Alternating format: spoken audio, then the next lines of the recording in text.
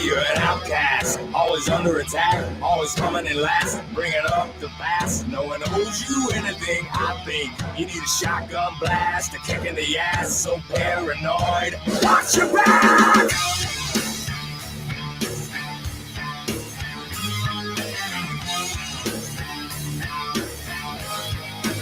Oh my, here we go, another loose cannon gone. Bipolar, slipped down, couldn't get much lower. Quicksand's got no sense of humor. I'm still laughing like hell. You think that a crime to me? Looking so sorry that I'm gonna believe you've been affected by social disease. Well then take your medicine.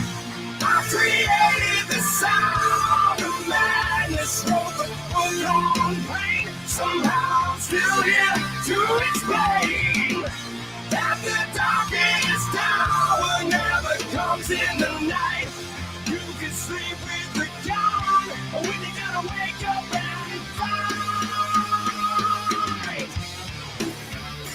for yourself.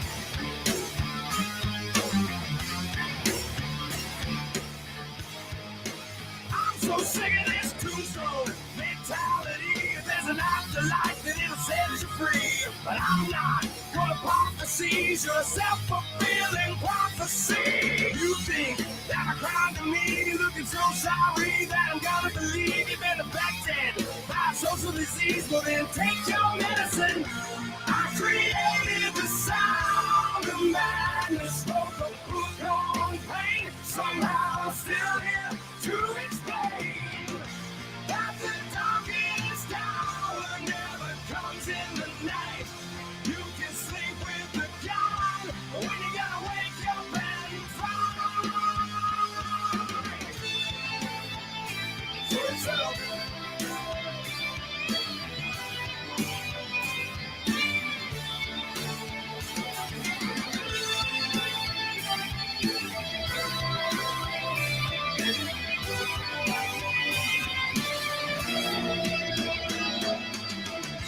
I created the sound of madness, wrote the book on pain. Somehow I'm still here to explain that the darkest hour never comes in the night.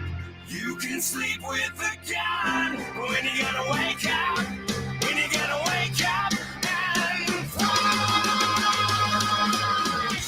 I created the sound of madness, wrote the book on pain. Somehow I'm still here to explain that the darkest hour never comes in the night. You can sleep with the gun when you gotta wake up and fight for yourself. When you gotta wake up and fight for yourself. When you gotta wake up and fight for yourself. When you gotta wake up and fight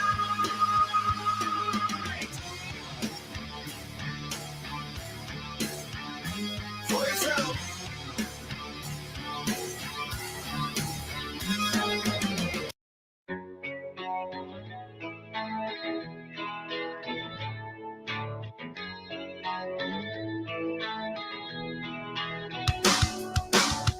It seems like every day's the same, and I'm left to discover on my own.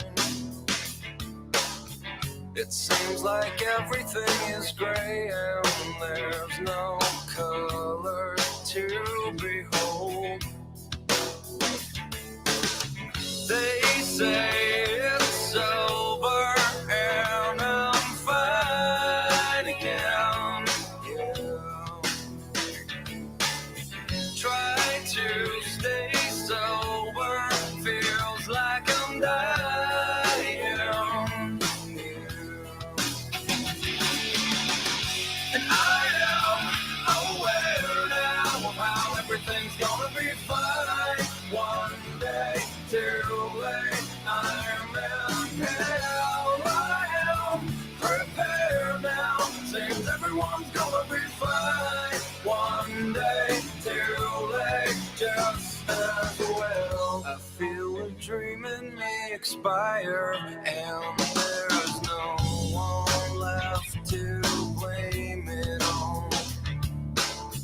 I hear you label me a liar, 'cause I can't seem to get this through. You say it's over, I can't sigh again. Yeah. Why try to stay sober when I'm dying? Yeah. And I am aware now of how everything's gonna be fine. One day too late, I am prepared now. Seems everyone's gonna be fine. One day too late, just as well. And I'm not scared now. I must assure you, you're never gonna get away. And I'm not scared now. And I'm not scared now.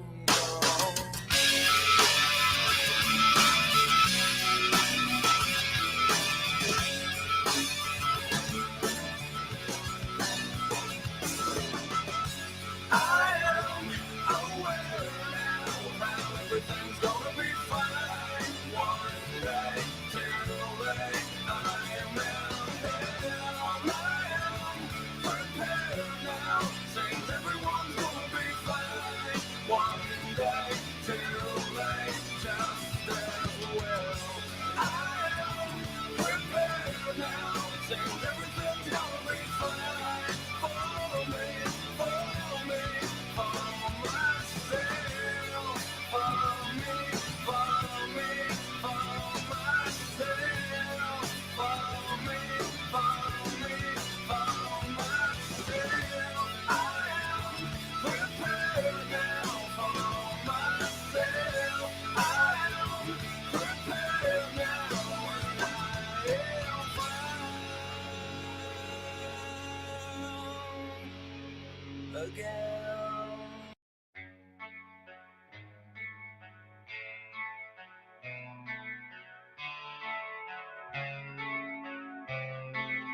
Under the water, it's cold and it's gray. My torrid autumn, another season decays. Open up the hollow, and my walls come down. Tell you it's a problem just when no one's around. But then I know what's wrong. God, you complicated everything. I know you're gone, gone, gone. This is where I will draw a line.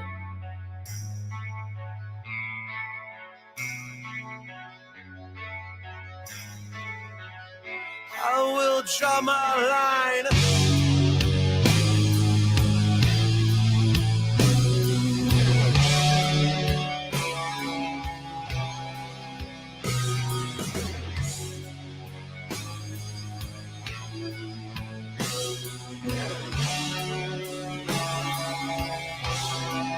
Burning my cathedrals, 'cause I don't pray anymore. Look at all these people, tragic little people. They're smiling and they don't know what for. But then I know what's wrong. God, you complicated everything.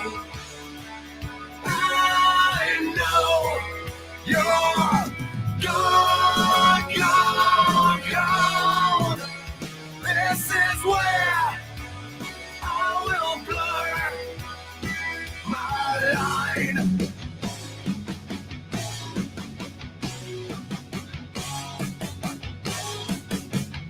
I will blur my line.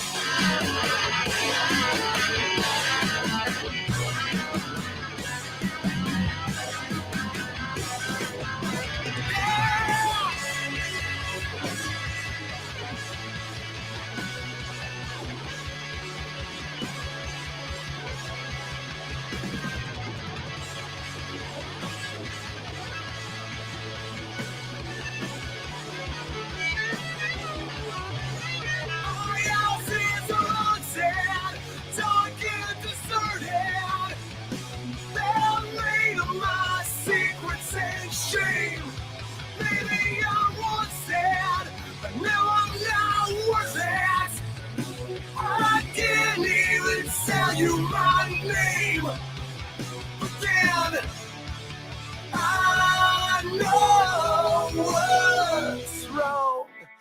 God, you complicated everything.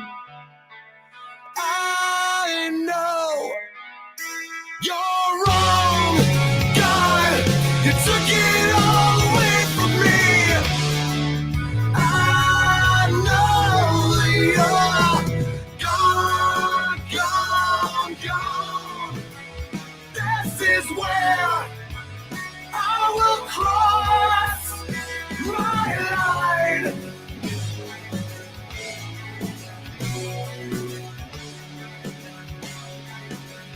I am crossing my line.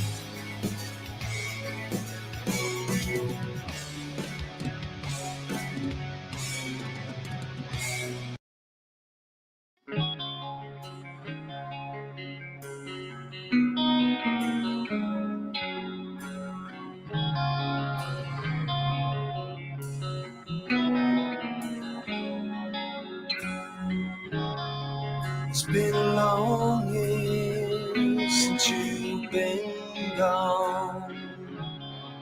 I've been alone here, we've grown old. Fall to pieces, I'm falling. Fell to pieces, and I'm still falling. Every time I'm falling down, all alone I fall to pieces.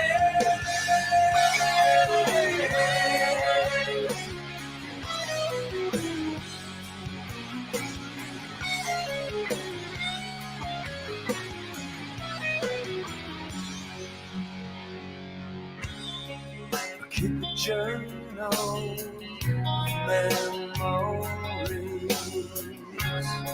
I'm feeling lonely, can't breathe. Fall to pieces, I'm falling. Fell to pieces, and I'm still falling. Every time falling down, all alone I fall to pieces. Every time I'm falling down, all alone I fall to pieces. Every time falling down, all alone I fall to pieces. All the years I've tried, with more to go. But will the memories die? I'm waiting. And will I find you? And can I find you? We're falling down. I'm falling.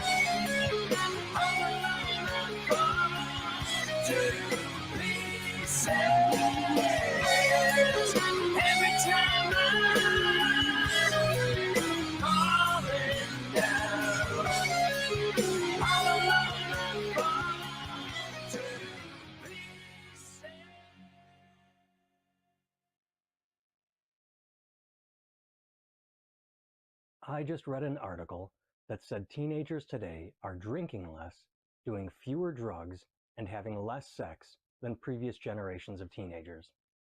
Oh, but they are more depressed. I hate to get all old man get off my lawn grumpy here, but when I was a teenager, I had to walk 5 miles uphill both ways in a snowstorm to meet a drug dealer who would sell me stems.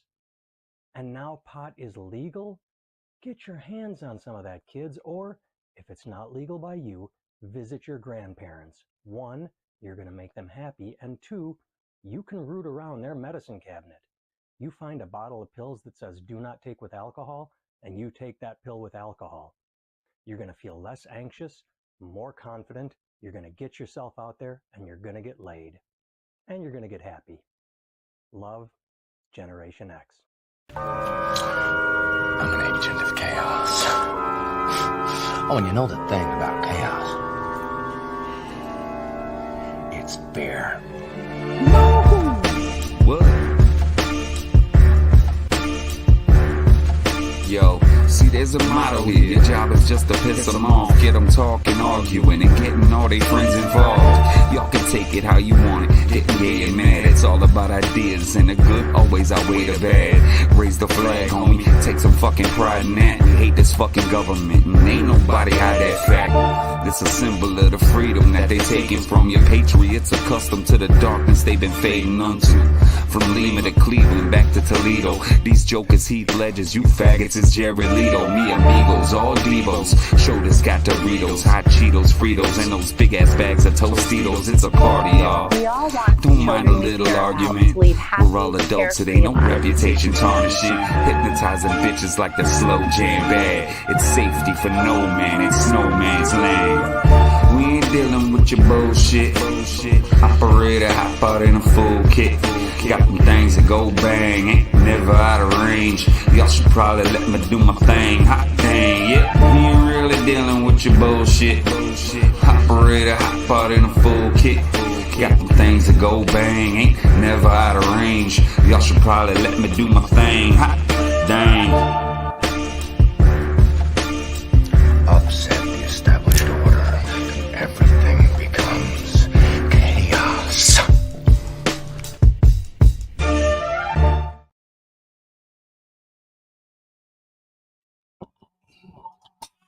Yo, yo, yo. That's right, Rich. Snowman is about to offend the entire fucking world. The entire fucking world. Because that's what I do. How's everybody doing today, man? I'm doing an early one today, which is unusual for me. I don't do very many early morning shows. So shout out to everybody that's here already. 1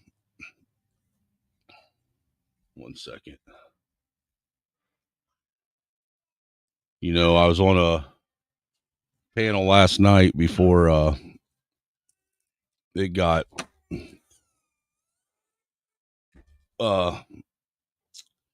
shut down because of dickhead porn bomber, but that's a whole nother story. But I was on a show last night and we were talking about, you know, some childhood traumas and bridge building fund.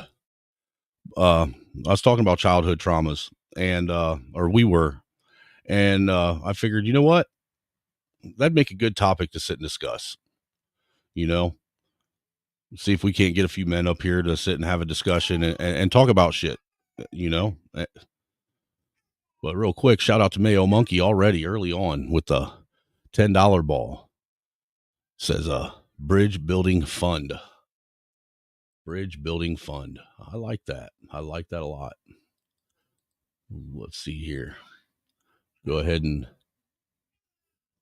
hit you with the thank you already. First, right out front, or right off from rip. Here comes the money. Here we go. Money talk. Here comes the money. Money, money, money. Dollar, dollar. Dollar, dollar. Ching, ching, bling, bling. Cut the chatter. You ain't talking money. Drop the bass.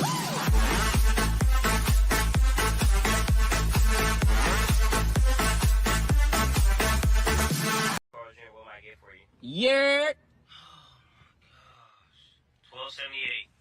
Wait, what happened? 1278. I ain't even ordered yet, big bro. 1278. Pull to the window.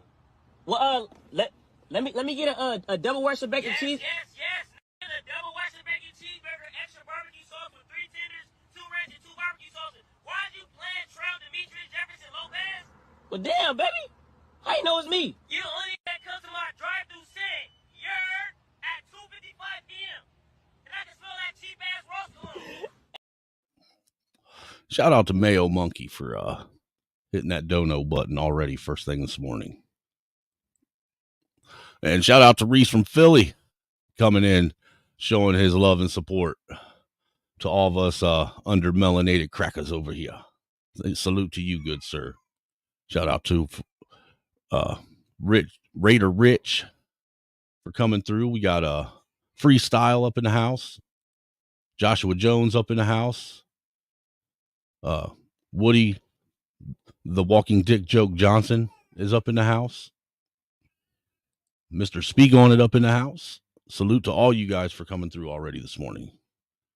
You know, but got Miss Jenny V even up in the house. Good afternoon. Make sure you don't tell Clue you're over here moonlighting on the Snowman's channel. He might get offended.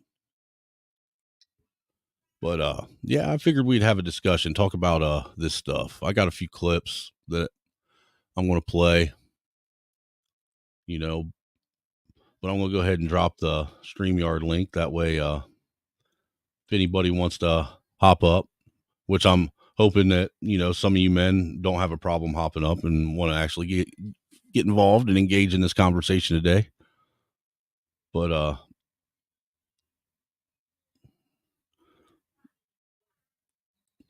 we all recognize how important it is to treat that injury right away. I don't hear nothing coming out of that. Setting a broken arm might be painful. Stop screen. Let me go back over here.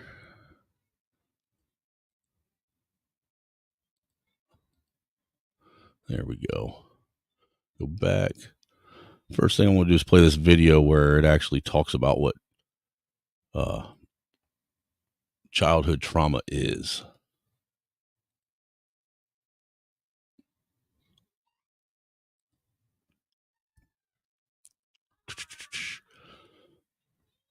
Yeah, there we go.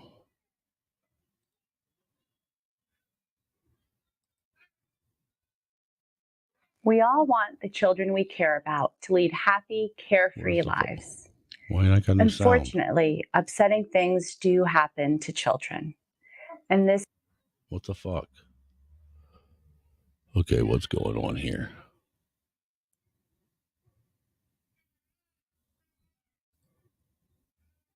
Can include abuse or other traumatic events. In this video, I'll answer some of the questions you might have about trauma in children, including what is trauma? Do you guys hear anything? How does trauma affect children? How does trauma affect parents and caregivers? And when and why should I seek professional help for my child? What is a traumatic event? A very basic definition is that a traumatic event is a very scary or even life-threatening experience. It might be something that a child experiences firsthand or something that a child witnesses. It could also be something really horrific that has happened to a loved one, like a parent or caregiver or another family member that the child then hears about. A trauma can be a one-time event, like a car accident, or it could be something that a child experiences repeatedly, like witnessing violence in the home or being sexually abused. So here are some examples of events that have the potential to be traumatic for a child. The list isn't exhaustive, but hopefully it will give you a sense of the wide range of experiences that can be traumatic. Abuse is probably the most common trauma experienced by children, and abuse could include sexual abuse, whether it's by a family member, an acquaintance, or a stranger, physical abuse and emotional abuse, and serious neglect could also be traumatic. Witnessing violence in the home or also in the community. So seeing a parent or another loved one be threatened or seriously injured can be very traumatic for a child. Accidents, like being in or witnessing a serious car accident, being the victim of a crime, like a robbery or an assault. Serious bullying can also be traumatic. Serious or invasive medical procedures, such as surgeries or hospitalizations. A natural disaster, like a tornado or a flood. And finally, the traumatic loss of a family member, a friend, or a schoolmate could be traumatic.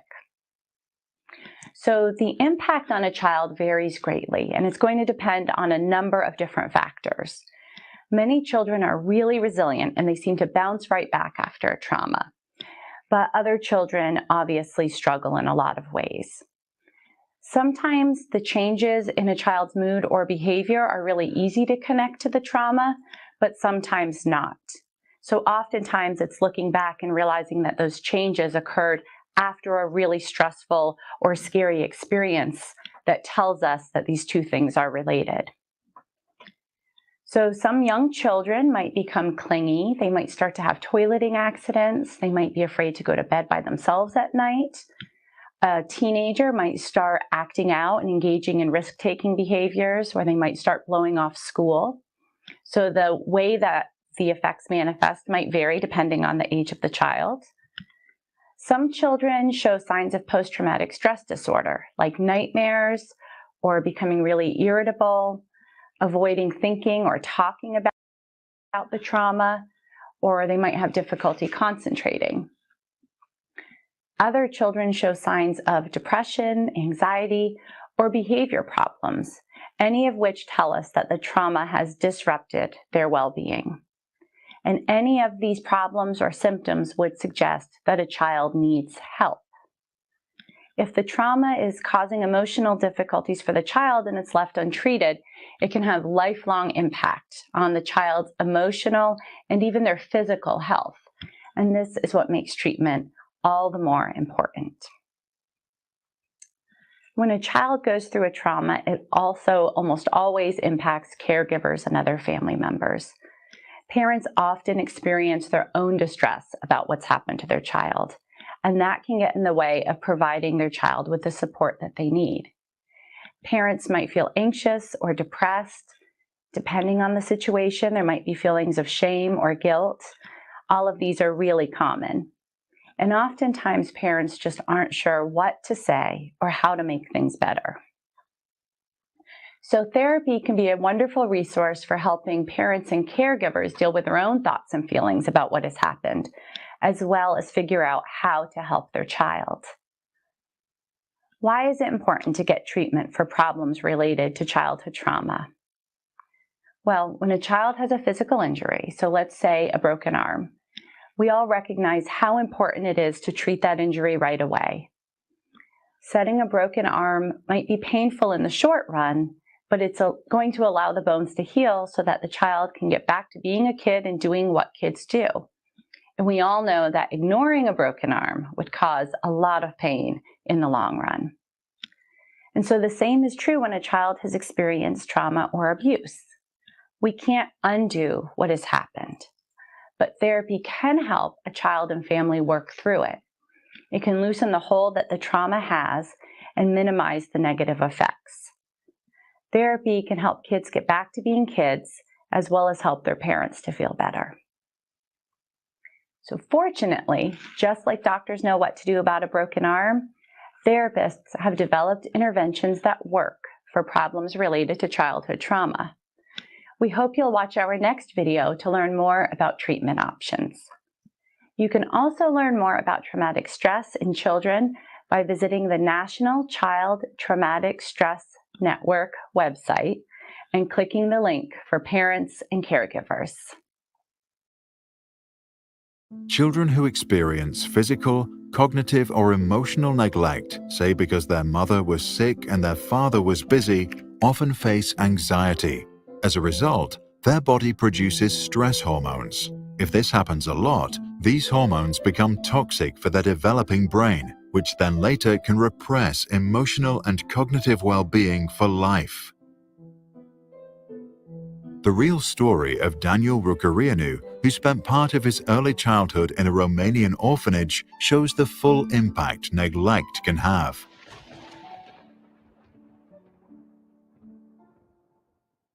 The story began in 1966 when Romania's then leader Nicolae Ceausescu wanted to make his country a world powerhouse and came up with laws to increase the country's population. Abortion and contraception were declared mostly illegal. While the law led to a rapid rise in birth rates, many of the poorer families were unable to take care of all their children, and Daniel and around 500,000 others were sent to state-run institutions. In most orphanages, there were no toys, no books, or anything else to stimulate cognitive development. Many kids just stared at the bare ceilings, waiting for their next meal. Due to the lack of human contact, some babies develop strategies for self-stimulation, such as rocking back and forth. The cognitive neglect often led to lower IQ scores, delayed language development, and a lack of creative thinking. This happens because our brains build connections with every new experience and stimulation. If there are no rich experiences during the first years of life, the period in which the brain develops the fastest, children cannot build the foundations necessary for optimal future learning. They miss out for life. Daniel lived with over 400 other children, and their shared bedrooms were hardly ever cleaned.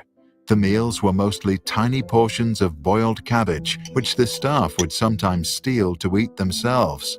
Some supervisors used violence to control the orphans. Others encouraged the older kids to beat Daniel, to humiliate him and exercise authority. The consequences of physical neglect and lack of basic nutrients caused most orphans to suffer from stunted growth. Some children contracted HIV and hepatitis B as a result of the reusing of medical supplies. The physical abuse caused severe bruising and other injuries. The overworked and undertrained staff hardly ever soothed the crying children. In fact, they barely spent any time with Daniel at all. Some children were left completely alone with their worries. Others hid their feelings from the very people who ought to protect them, since they feared being hurt. Emotional neglect and anxiety lead to an excessive production of the stress hormones known as adrenaline and cortisol, which is like poison for the developing brain. But the experience also distorted the children's understanding of love and human relationships. They learned to trust nobody, and as adults, often suffered from depression, insomnia, and social anxiety. When Ceausescu's regime was eventually overthrown and the conditions inside the orphanage were shown on television, researchers from around the world came to examine the nameless children. MRI scans later showed that some had smaller volumes of brain mass. The resulting research made a strong case that not only is nutrition vital to a child's development, but so is human contact. To help the children, a large number were adopted into foreign families. But even after being adopted, many had problems forming loving bonds to their new parents. This aligns with the attachment theory and the notion that a child needs to establish a loving relationship with at least one primary caregiver early in life. Daniel was quite lucky with his family. While he continued to experience trauma and anxiety, he went on to have a university education, started a family of his own, and later he founded a non-profit organization for neglected children. If you grew up in a loving environment, count yourself really, really lucky. If you experienced forms of neglect, try to internalize the idea that it was never your fault, and maybe not even your parents' fault either. To read what we think can be done if you have ever experienced neglect, read the descriptions below. One way is to share your thoughts about neglect and how you think it affects you today.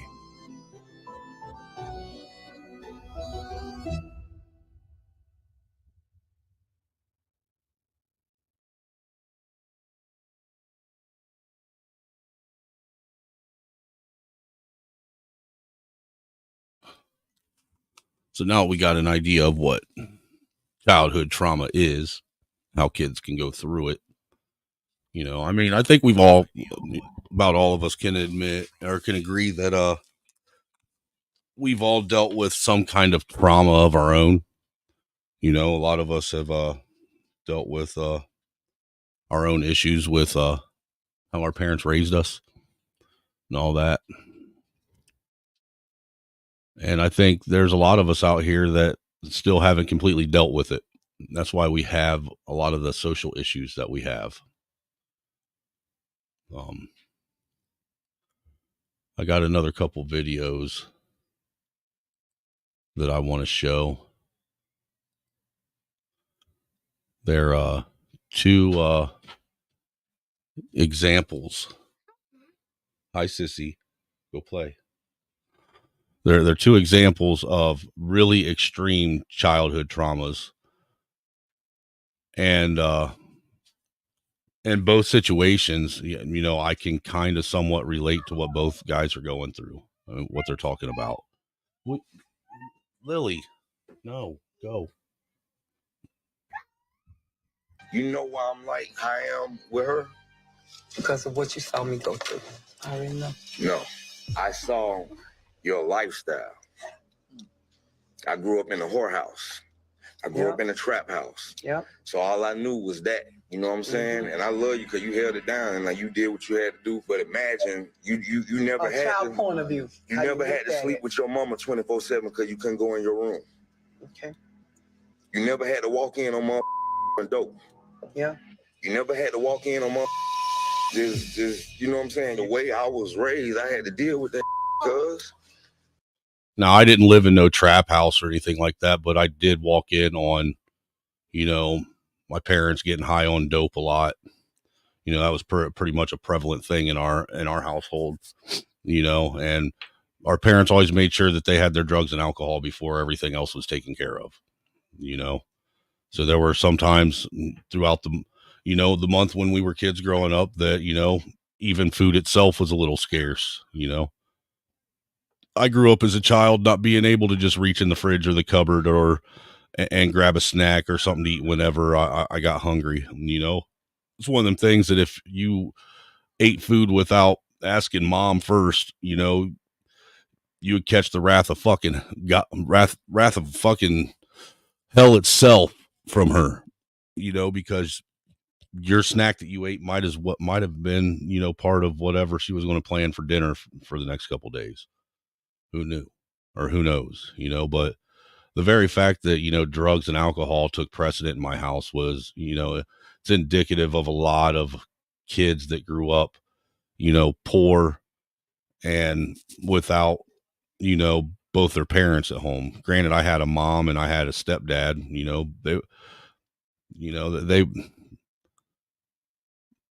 they weren't the greatest examples of, you know, what parents are supposed to do. And they put a lot of what most parents would consider priorities.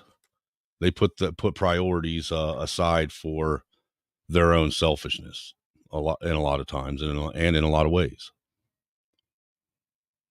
So, like I said, I didn't grow up in a trap house, but I do understand and can relate to what this guy's saying. You know, being around my mom, she had guys coming in and out of the house all the time until she finally got married to my stepdad. You know, for about 2-3 years after her and my dad got divorced, you know, my mom's bedroom was a revolving door. You know, there's so many different stories that I could tell folks about things that I've seen and witnessed early on in life that no kid should have saw. Or no kid should have been a part of. But we're not talking about me right now. We're going to let this guy finish. Everything that happened, I had to deal with that. And I'm still dealing with it because ain't nobody come and take me to give me no help. Ain't nobody got me no help. I learned about that when I got older. Okay. So do you know this real good? Like this this in my head, my whole life, in my head. The I go through, I can't even go to her, she hard. I can't go to you hard. So I'm on the concrete, my granddaddy ain't that hard. Wow. But guess what? And I ain't taking nothing from you because you put me there. You put money in my. You gave me to help my rap career and all that. Ain't nobody do that but you. So I love my mama. It's okay though. And I love my wife. Yeah. But I love you. You feel me? See, and that's what a lot of people don't realize when they're dealing with someone that has, underlying, traumas that they're dealing with from when they were children, that when they finally meet someone that shows that they care, when they finally have someone in their life that puts them first over everything else, they have a hard time letting go of that. They have a hard time, they also have a hard time sometimes, allowing themselves to be fully loved. I know, like when me and my wife first got together, I've been so used to chaos and conflict that the fact that me and her didn't argue and fight, I thought that there was something wrong with our relationship, that I'd done something wrong, because I thought that a sign of a healthy relationship was bickering and fighting, because I'd seen it my whole life. I'd seen it with my mom and my dad. I'd seen it with my mom and my stepdad. I'd seen it with the girls that I had dated and tried to start, lives with prior to my wife. Every example of having a partner and, cohabitating with one another, it always it always resulted in some kind of conflict or some level of chaos. So when I didn't receive that, when me and my wife started seeing each other, like I said, I initially thought that there was something wrong. I initially thought that she didn't like me, or that I was doing something wrong, until I realized that, a happy, healthy relationship is just that. It's a relationship where you're not constantly bickering and fighting and, causing drama and this, that, and the third.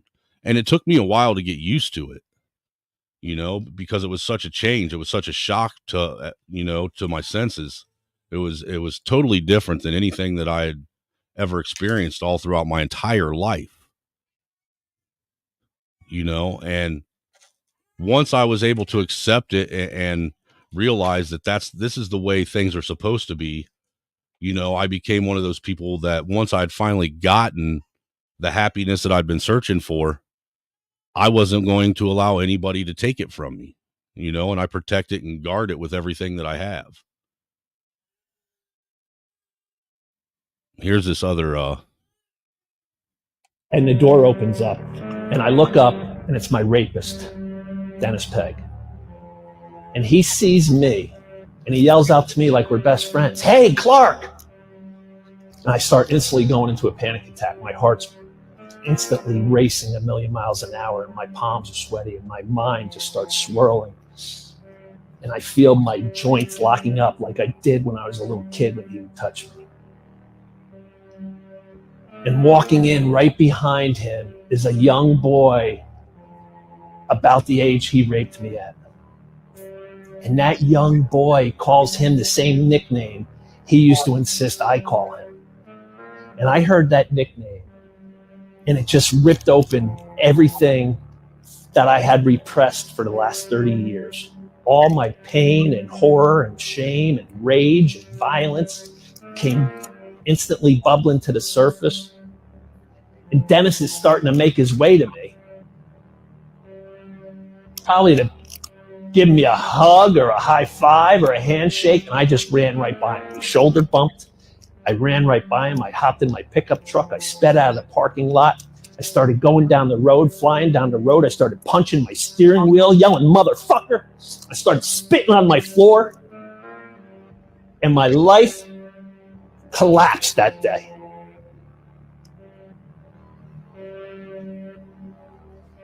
Less than 2 months later, I walked out of the family business I was in with my brother. I could no longer swing my legs out of bed in the morning. It was like climbing Mount Everest. And I said, I'm fucking done climbing Mount Everest. and I never looked back.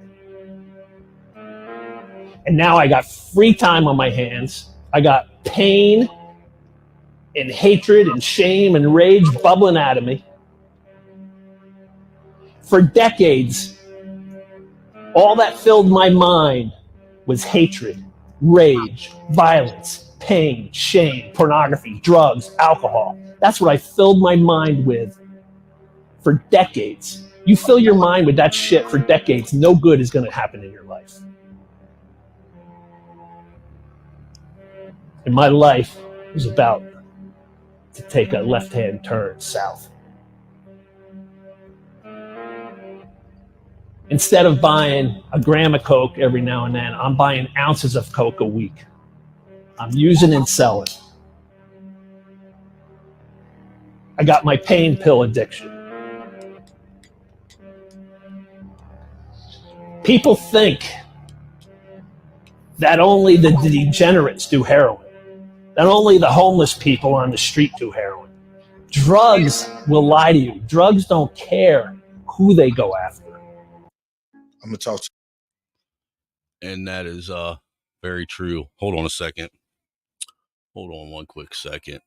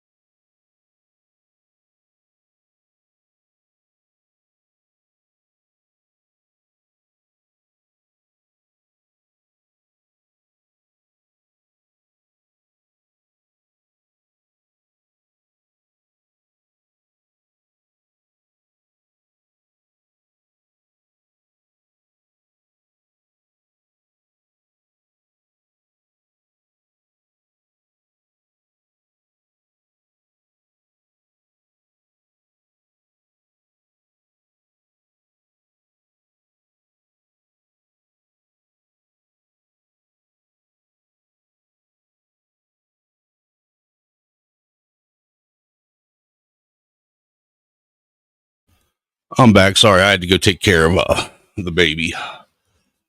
She was a little upset for a minute, but to what the video that we just saw, again, like I said, I could relate a little bit to both of these guys' stories. This guy, I can relate to his story. Now, me personally, I wasn't ever sexually assaulted, but my sister was.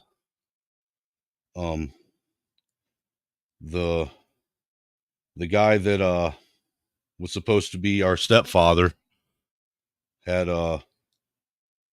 he actually molested my sister from the time she was I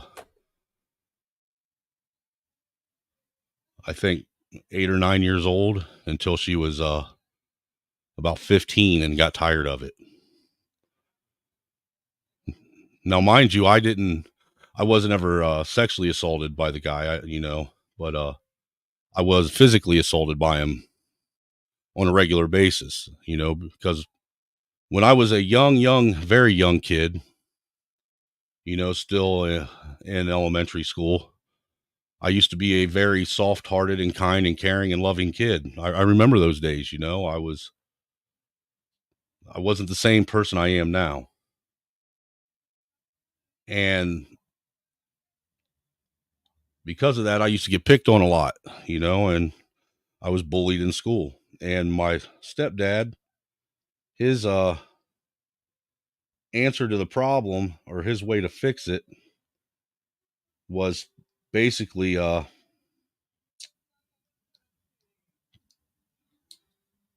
to teach me lessons himself, I guess. And those lessons came in the form of drunken altercations with him and his buddy. You know, one of his favorite things to do was him and his buddy, Tim. They used to like to come home from the bar on Friday and Saturday night, 2-3 o'clock in the morning. And rather than just come home and pass out like most people would, they would come home and they would wake me up out of bed. And then they would make me go outside in the front yard and fight them. Now, the reason why they told me they were making me fight them is because they were teaching me how to be a man and how to deal with things like a man. And really, in all honesty, the only thing they taught me, because this went on from the time I was, I would say, 11, 12 years old until I was about 16. But the only thing they taught me was how to be able to deal with and accept a lot of pain. You know, I was able to learn early on how to take and basically mentally relocate myself somewhere else other than where I was at, to where I didn't feel the pain and trauma that was going on. And in the end, it made me a very, very angry and violent individual for a lot of years.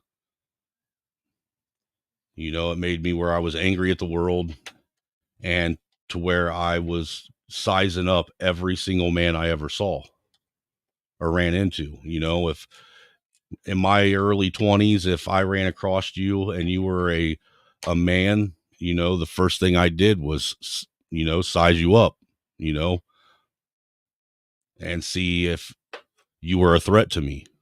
And if I thought you were a threat, I would become very violent with you.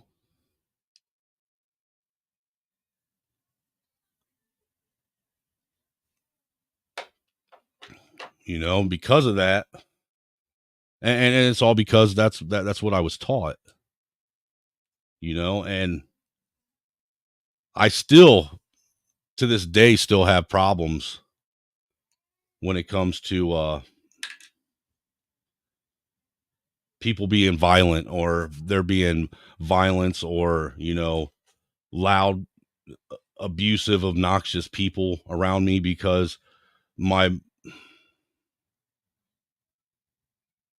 I instantly want to go to letting that monster I got inside of me out of the cage, because there is a monster inside of me, and I know this. And I do everything in my power to keep that monster caged up. Now,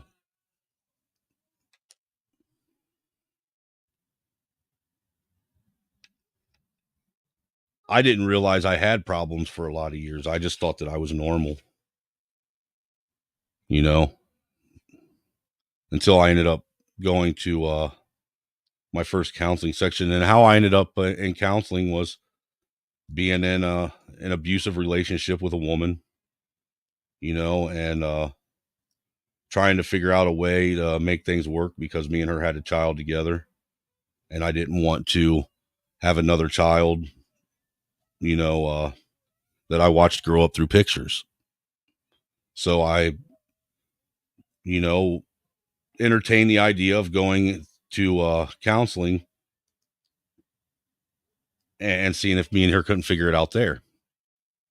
Well, what ended up happening there was the counselor ended up calling her out for being a liar and not doing her part, and calling her out, and, you know, pointing out to her that she was manipulating the relationship and me, and she didn't like being called out and everything, so she stopped going. But me, I continued to go, because I realized that, you know, I had a problem and I needed to solve it. And I ended up going to see a counselor for twice a week for almost 7 years.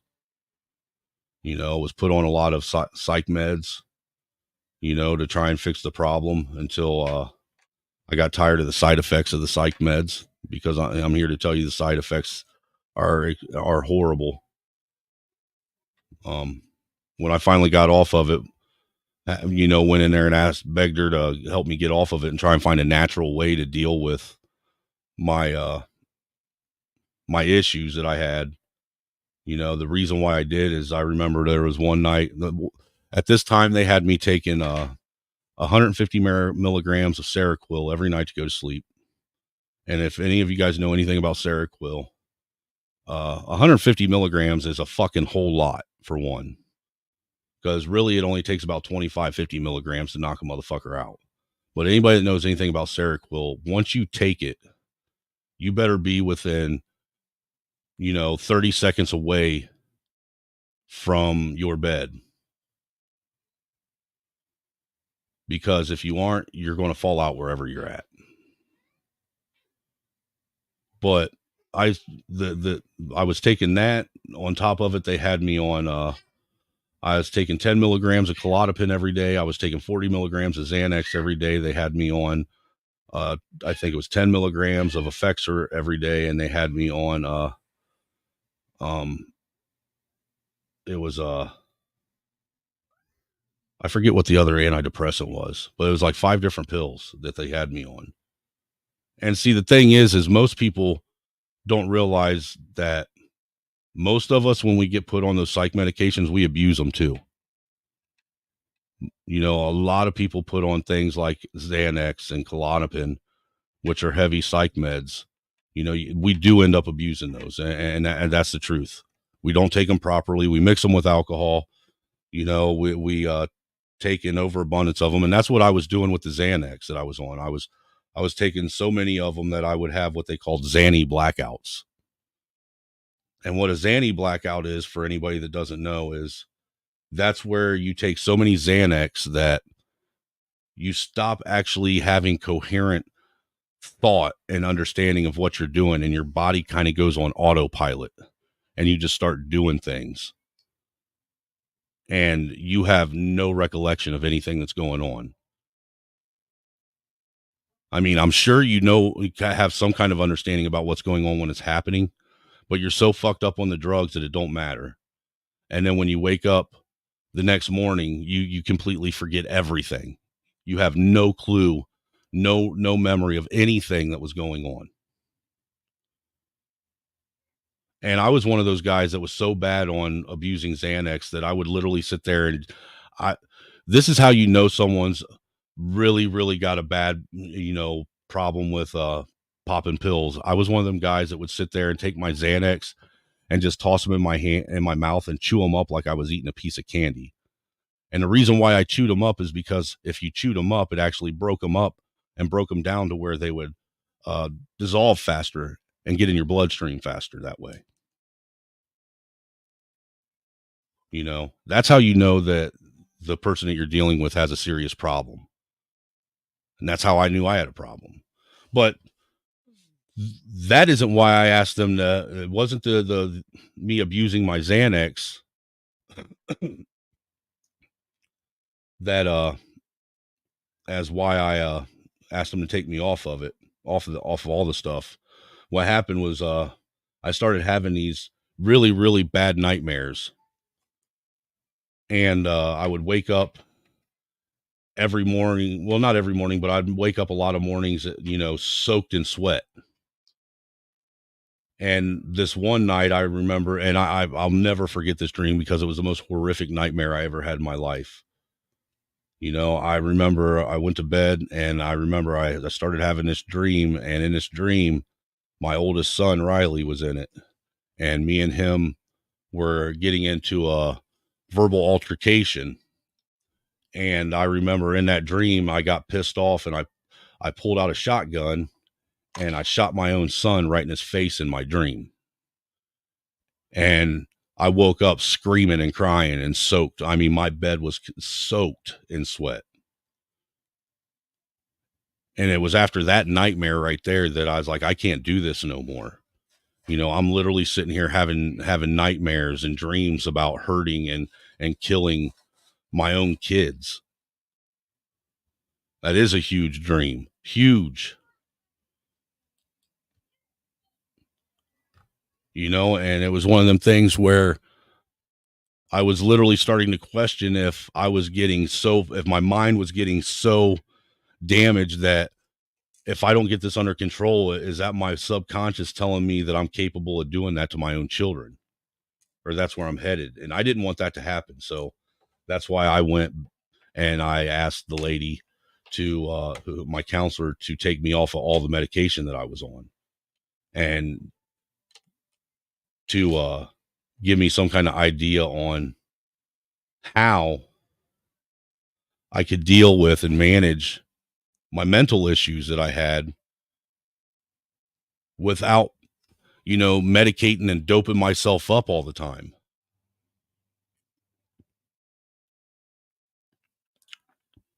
And see, that's the other thing too, is you got to be careful about when you get off of these things. See, because what I did was not healthy and was not the normal way. Normally, once you've been on, because I'd been on Xanax and Klonopin for, a couple years, and multiple other different psych meds for several years, that generally when they go to take you off of it, they have to do it in a process. They have to wean you off of it. That way it doesn't fuck with you mentally, because what they're doing is they're giving you drugs that actually mess with the chemicals in your brain.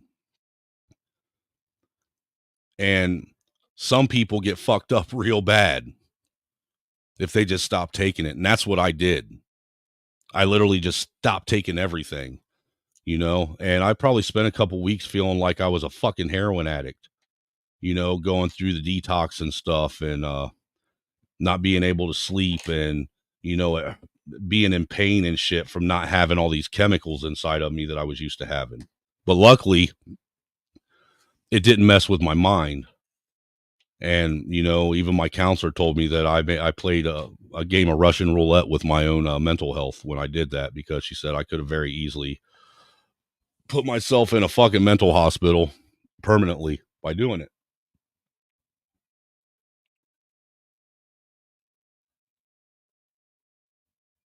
But yeah, people don't realize just how much things from their past will come back and affect their today, and how important it is. Yeah, I have real bad issues with like acid reflux and shit now because of it, and I think it's because of that stuff. I can't eat anything that's real acidic, like pasta sauce, any red pasta sauce or anything like that. I can't eat because it'll instantly give me heartburn. Pepperoni on pizza gives me heartburn. Any kind of spice will give me heartburn. And then a lot of times at night, if I eat that stuff, it'll cause me to, my stomach will want to spit up, the acid in my stomach, and I'll end up a lot of times waking up in the middle of the night, and you know how sometimes you'll wake up and you'll have that acid in your mouth. Yeah, I have to deal with that every now and again. How do I, why, how do you know that? Probably because you have the same issue, I would imagine,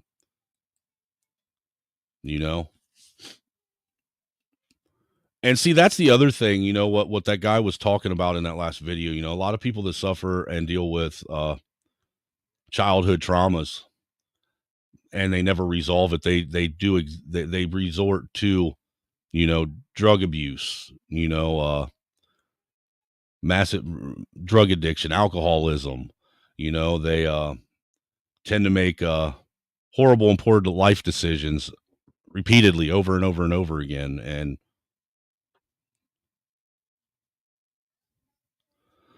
But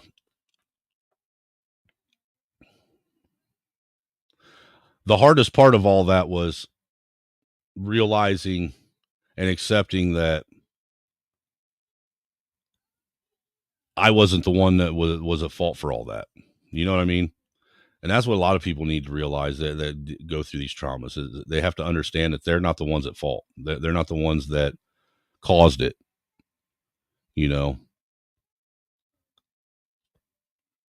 And granted, mind you, I was only physically abused by this bastard.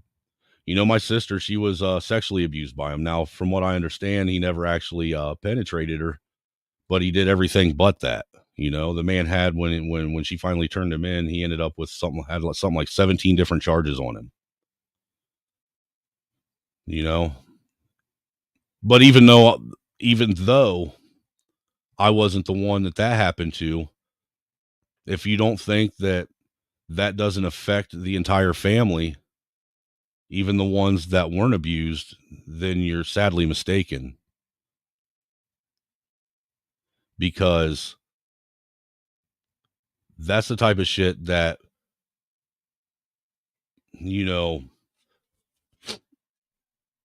movies are made of, in all honesty. These storylines.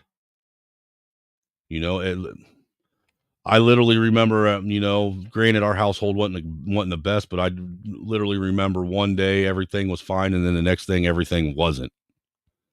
Our whole world was turned upside down. And see, here's the thing that a lot of people don't understand and realize too. Now, mind you, when all this happened, my sister, she ended up getting taken out of the house and was put in a temporary foster home while all this was going on, while my stepdad and my mom were being investigated and everything, and yada, yada, yada. My younger brothers, my younger brother and my younger stepbrother, when they actually were, they were put in a foster home too. And what's interesting is at the time I was 18 years old, yes, but I was also still only a junior in high school when all this happened. And when my mom, or when my sister turned my stepdad in, I remember my stepdad, he took off and went on a run. And my mom, I remember coming home from school one day, and mom's sitting there in the living room. She's crying, rightfully so. She's worried. She doesn't know what she's going to do and what's going to happen. Her husband's gone, her daughter's in foster care. Me and the two boys, the younger boys, were still at the house yet. It was only Jenny that was gone. But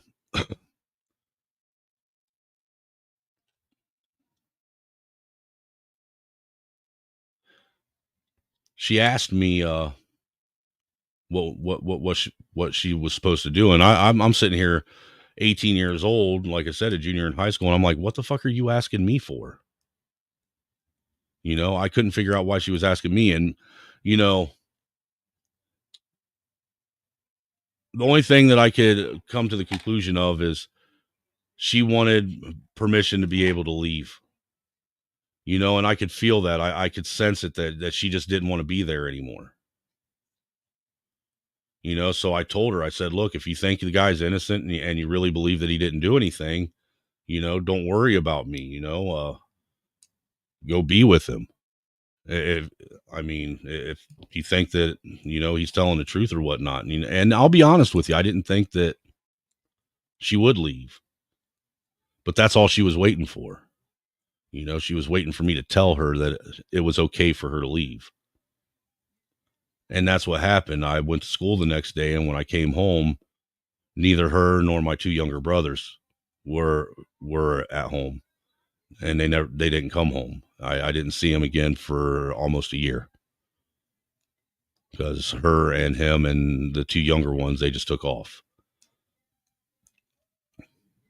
So here I am, 18 years old, a junior in high school, working at Lee's Famous Recipe, wondering, okay, now what the fuck am I going to do? I remember going to school the next day, and my principal pulled me into the office, and he asked me what I was doing, because everybody knew what was going on. Obviously, it was the talk of the town. Lived in a very small town. And he asked me what I was going to do. I said, I don't know. And he looked at me and said, well, I'll be honest with you. He said, I don't really I don't ever really recommend this to anybody. He said, but you're in a really precarious situation right now. And he said, my best advice that I could give you is for you to just go ahead and get your GED and maybe go get a job and try and take care of yourself. Well, I'm 18 at the time, like I said, a junior in high school. And like my mom was just waiting for me to, tell her it was okay for her to leave and leave me behind.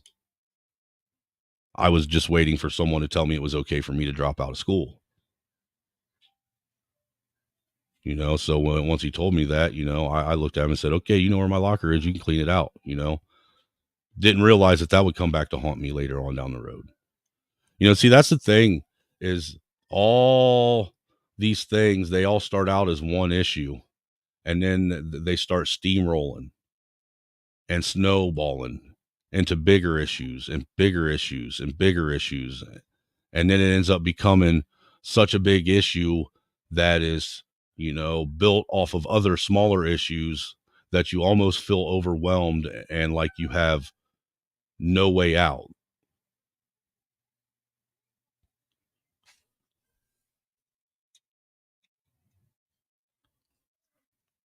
The hardest part about it all was that nobody gave a shit about me. And it was only because I was 18. Nobody took into account that I was still in school, that my parents had abandoned me.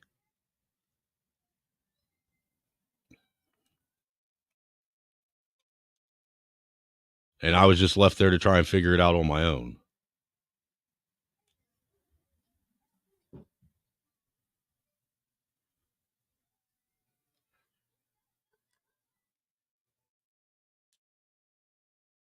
And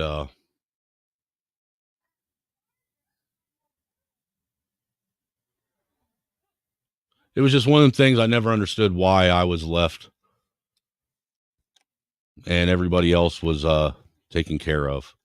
Because that, I'm not sitting and blaming anybody else for the mistakes and shit that I made in life, but I've taken personal accountability for my choices and my decisions and my actions that have been the result of some of the awful things that have happened to me. I accept my own responsibility in those things. But there's a lot of things that happened early on that had nothing to do with me, and that I had no control over. And for a lot of years, I was very resentful. I didn't understand why nobody gave a shit about me. After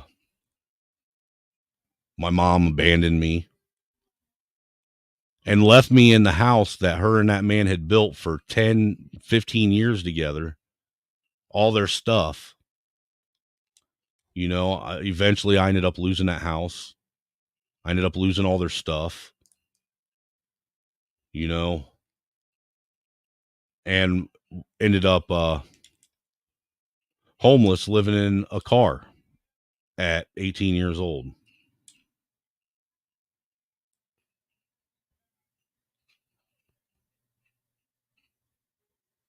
And what's wild about it is, now mind you, I was fortunate enough that one of my best friends, his dad, he saw what was going on, and he went out and helped me get a better job, and he went out and put down the deposit and first month's rent for an apartment for me and his son, with the only stipulation being that he gave me 2 months to pay him back my half, what would have been my half of the deposit and first month's rent. So it was that man, who really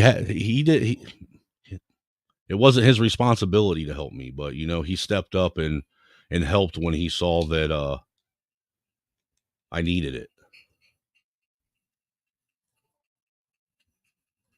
And even then, I paid him back. I did what I fulfilled my end of the bargain and stuff. But even then, I was so young and so angry that I still took for granted what he did. I didn't understand and realize how selfless and how significant it really was to my life at the time.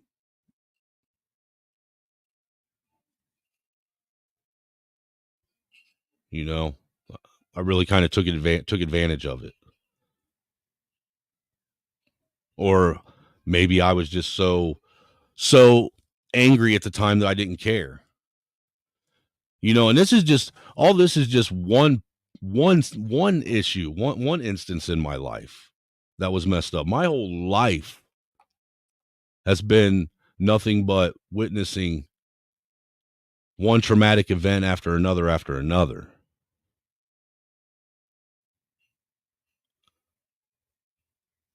And having to learn how to deal with it. And, you know, for a lot of years, I thought that I did deal with it. I thought that I did have everything under control, had everything under wraps, until I realized that I didn't. No, not lost. He passed away many years ago, but he knew before he passed away how much he meant to me and how grateful I was for everything he ever did, because he didn't have to. He was like the father figure I didn't know that I had at the time, you know, because he stepped up and helped when needed, but he also wasn't afraid to rip my ass when I needed it too.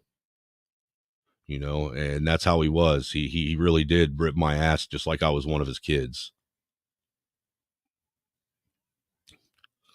But see, the thing is what I was getting at is that whole ordeal, even with my sister, that happened, that ended up affecting the whole entire family.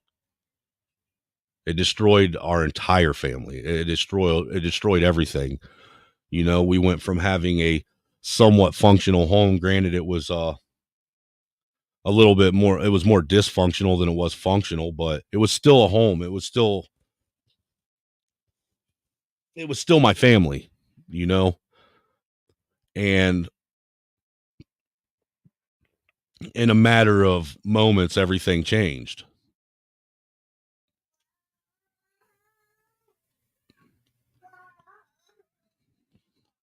You know, and like I said, I've went through a lot of stuff. I've told people a lot of different stories and things that have happened to me in my life. You know, like the very, very first traumatic, like really, really traumatic thing that I can remember that probably affected me was when I was about 5 or 6 years old.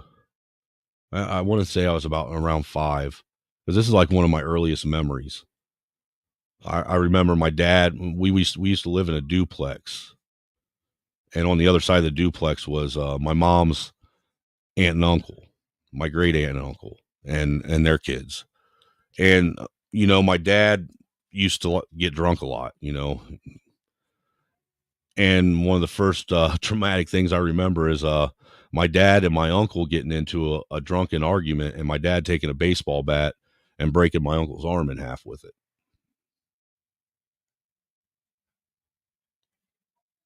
You know, then a couple years later after that, I will remember, you know, him and my mom having a big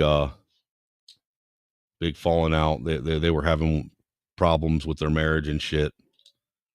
And I remember me and my sister came home from school one day, got off the school bus, and we walked into the house, and Dad had already been drinking. Now, mind you, at this time, my dad, he wasn't one for keeping a job or anything like that. He's one of those fucking typical, you know, 80s boomer fucking welfare bums that would sit around on the couch all day smoking weed and getting drunk and waiting for the welfare check to come in the mail. That was back when you would actually get the welfare check in the mail.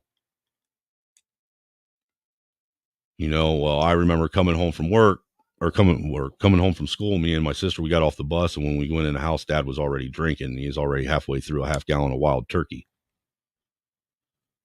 You know, and he was in there, you know, slurring and belligerent. So I just grabbed my sister and went out back, and me and her was on the swing. Well, at this time, my mom was working part-time at a miniature golf course that was actually owned by the landlord of the apartment complex that we lived in at the time.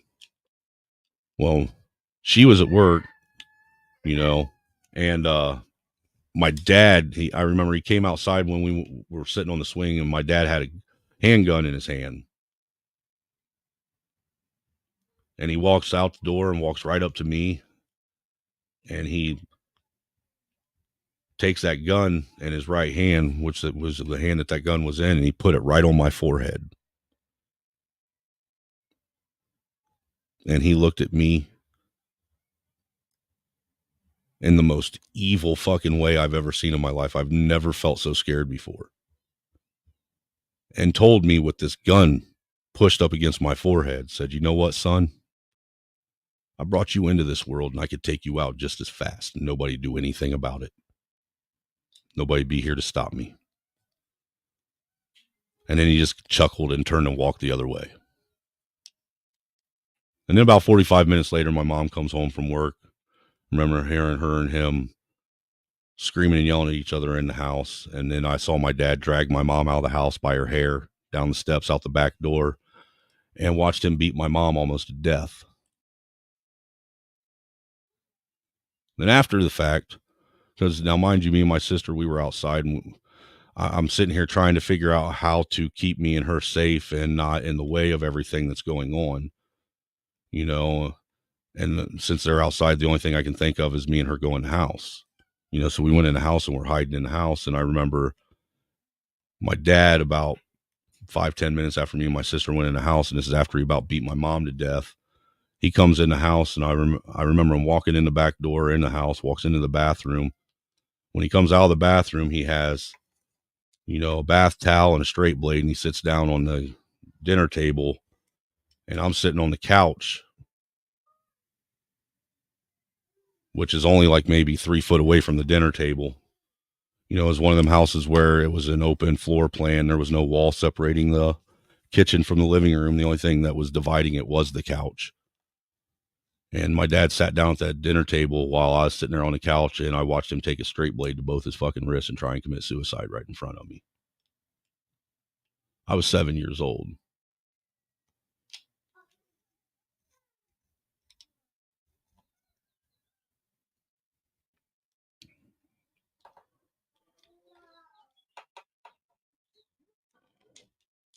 And that's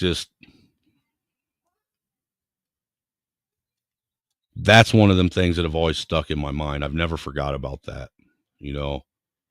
And see, what's wild about all this is, even though all these things happened, even as a young child, I still wanted to have a relationship with my dad. I still wanted to have a relationship with my mom. You know, I still tried to, you know, give them the benefit of the doubt and look past all that stuff, even though it was always in the back of my mind.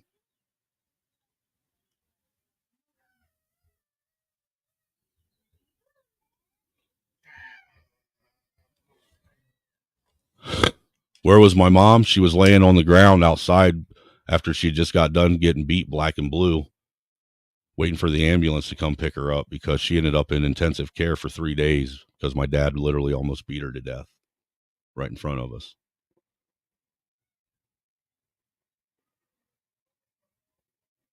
You know, and that just turned into a bunch more bad choices, you know, early on, you know, bad decisions that my mom made. You know, a bunch of random guys in and out of the house.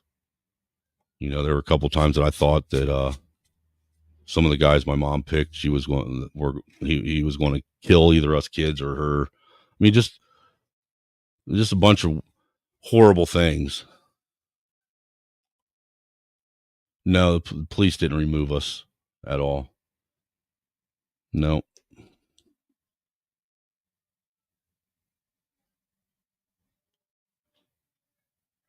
And a lot of it's because my dad ended up leaving. We ended up while mom was in the hospital, and dad, it was weird. He did all that shit, and then he took off and tried to get away. And I to be honest with you, I don't even remember what happened to him that day. Because I do remember that he slit his wrist, and then he walked outside, and at the time he had like a 3-wheeler. And I remember he had his wrist wrapped up with the bath towel, and he went to hop on that 3-wheeler and take off because somebody told him that the fucking sheriff was on the way with the ambulance. And I remember he hopped on that 3-wheeler and he went to take off, and he ended up hitting the ditch the wrong way, and the fucking 3-wheeler shot straight up in the air and threw him off and then landed on top of him. I think he might have ended up in the hospital for a little bit that day too, but there was one of my mom's friends that was out there. She ended up keeping me and my sister and my brother, who was only like maybe 4 or 5 months old at the time. And she ended up keeping us for the 3 or 4 days that my mom was in the hospital.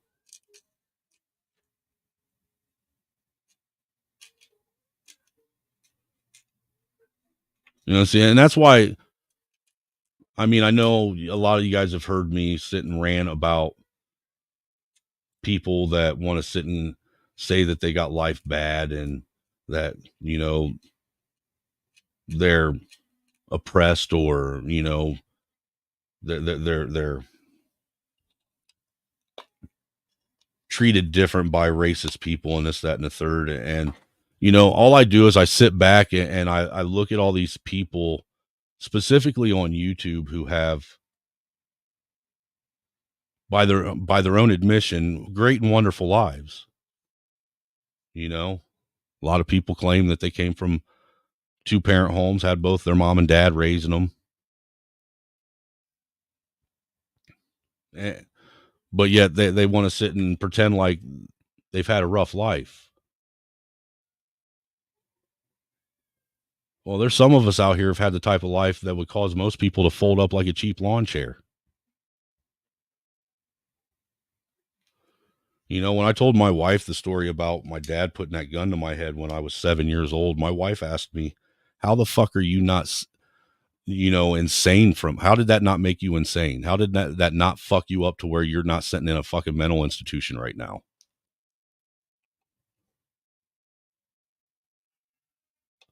You know, and I don't know how. But I feel like I mean, it almost feels like, because it was one traumatic event after another, after another, after another for a long time, that I feel like I was almost conditioned to be able to deal with horrific things and to be able to handle myself when put in, you know, stressful situations. Like when me and my wife were robbed at gunpoint, I didn't know at the time that I had the ability to not panic and not get stressed out while under extreme stress, and be able to control myself and think logically and calculated.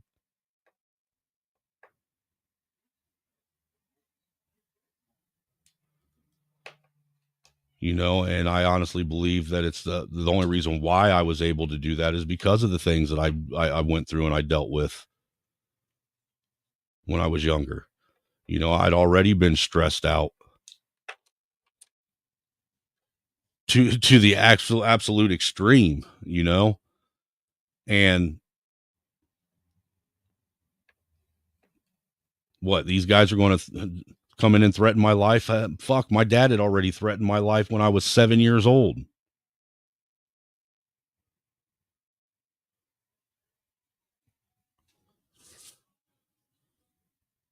You know, but I'm just here to say that you don't have to allow this to control you, though. I mean, I did let it control me for a lot of years. You know, you see my wife, she's in the chat. She'll tell you, even when she first met me, even though I was starting to come around and I was starting to actually, you know,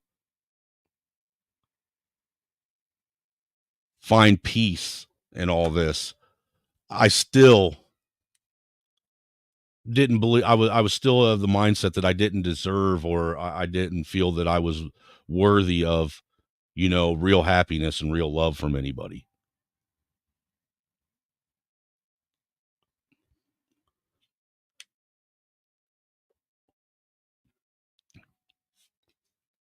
You know, and I'll be honest with you, the traumatic shit in my life, it didn't end until, honestly, it didn't end until a year before me and my wife moved to Indiana. you know, because even my piece of shit father, all the way up until I finally kicked him out, that motherfucker was trying to drive me insane. I mean, he was literally and actively trying to push me to the point to where I would kill myself, and I almost did. I almost committed suicide. What was it?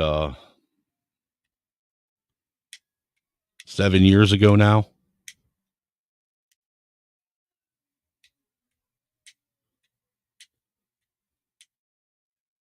Because I had just too much going on at one time.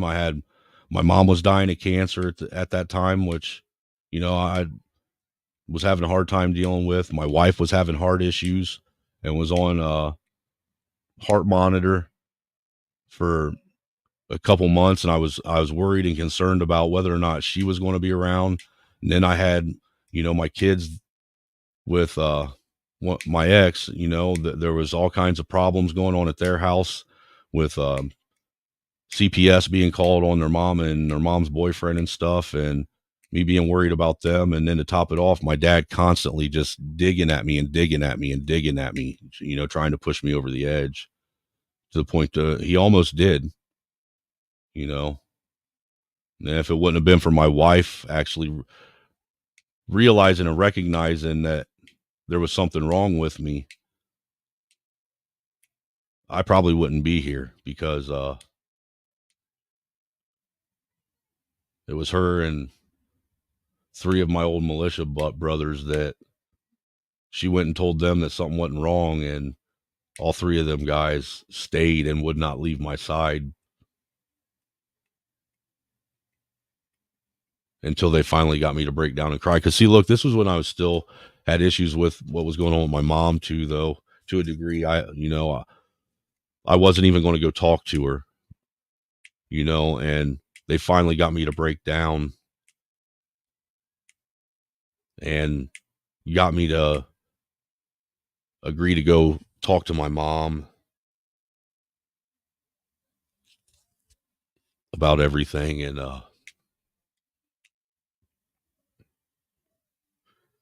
if it wasn't for those guys, you know, T-Bone and Jared and Trevor,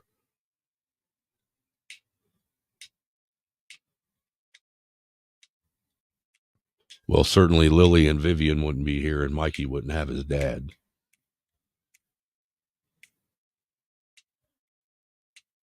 You know, and I'll be honest with you, it's Mikey has been the one that has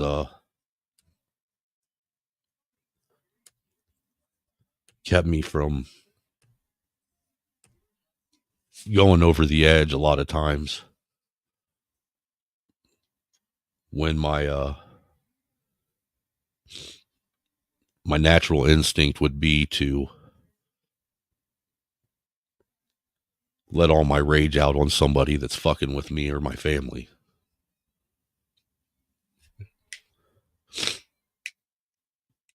You know, and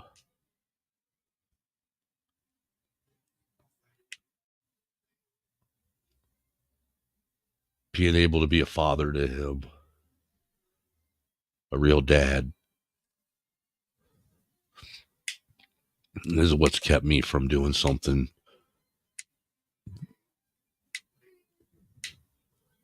that would ruin my life.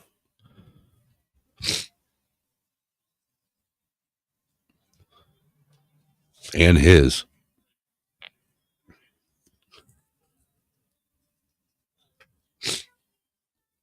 You know, a lot of you guys have heard me say that I've made a lot of mistakes in life. You know, I don't blame everybody. Actually, I don't blame anybody for any of the shit, you know. I understand that, yes, there are things that I didn't have no control over, but I also understand that there's a lot of things I did have control over. And that a lot of the things that happened in my life, I brought into my life.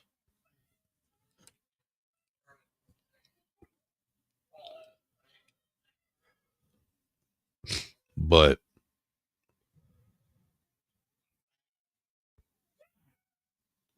I've done a lot of horrible shit myself to people. And I never deserved, or do I feel that I deserve to have the family that I do.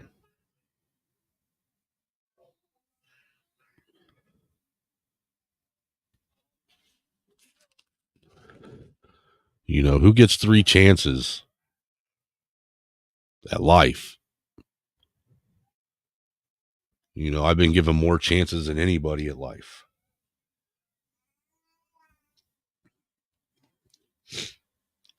And that's why honestly, that's why I do a lot of the things that I do, and I have a lot of the discussions that I do have, and that's why I speak on a lot of the things I speak on.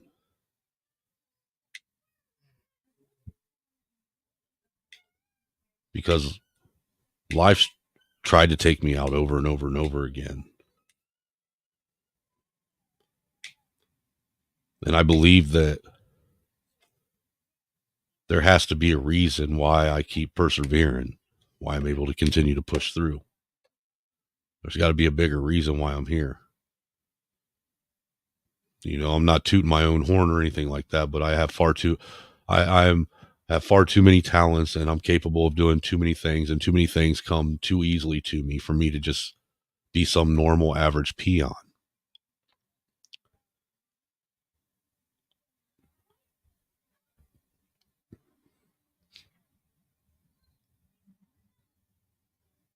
So maybe I'm here to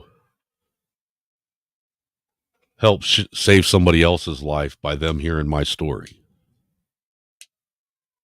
or a piece of my story. Because I'm here to tell you that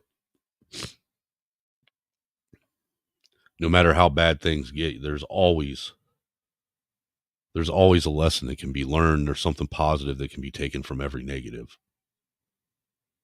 That is one of the few quality things my mom taught me, was how to find a positive in every negative.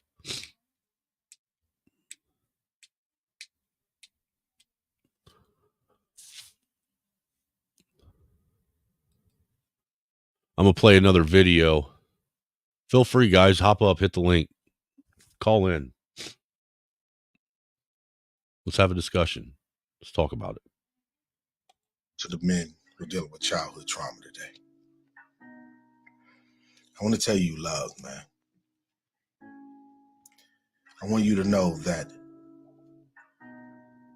just because you had a bad deal as a parent, from parents, just because you had a rough childhood, doesn't mean your adulthood has to follow. Don't sacrifice your adult life. I want you to know that the people around you, if you focus and you pay attention, they love you. And they notice you. And they see you. And I know that sometimes our childhood trauma gives us the blueprint to destroy and self-sabotage the things around us. And it makes us think that love doesn't exist or it ain't real. But the people who stay and believe in you and support you, they there, man. You call them co-workers. You call them friends. You call them wife. You call them girlfriends. You call them kids. And some of you are fathers, and you're a way better father than what the one you had. And despite what anybody say, that child looks up to you, man, and they see dad. And yes, you may pick them up on the weekends, but they look forward to that weekend. And I know it hurts when you have to drop them off. But start there. Love there. And I know we live in a world that beats people down, and I know we live in a world that makes us feel a certain way, but that is not your reality. You're better than that. Don't let your childhood trauma win, man. Don't make it force you to look at everything bad when there's so much good. I've been there. Don't make you hate everything that's good about you. Because there's some good stuff about you, man. But you gotta get up. You've been down too long. You've been down too long. If you're not gonna do it for the people who love you, do it for yourself. Do it just to see what you can be. Focus on yourself. You got children who just want their dad to be great. And they don't care about nothing else. Focus on that. Focus on the women and men and everybody in your life that believe in you. Go get some help, therapy. Be great. I never once.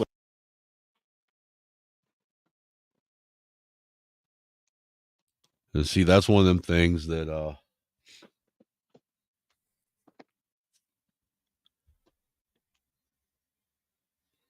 lot of people don't realize that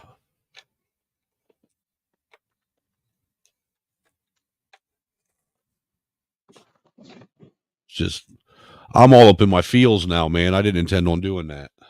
No, all goody, man. It's part of, you know what I'm saying? We're human, man. Everybody, this is important to get out in general, and it's very courageous of you, and that's how it is, man. This is a safe space, as they say. Nah, we all know my space is not safe at all.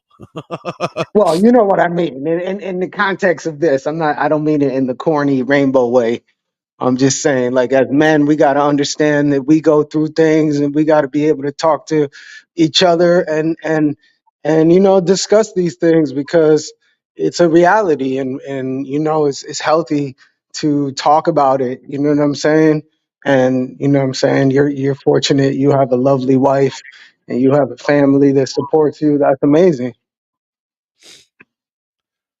Yeah, I'm blessed, and I brag about it all the time. As you should.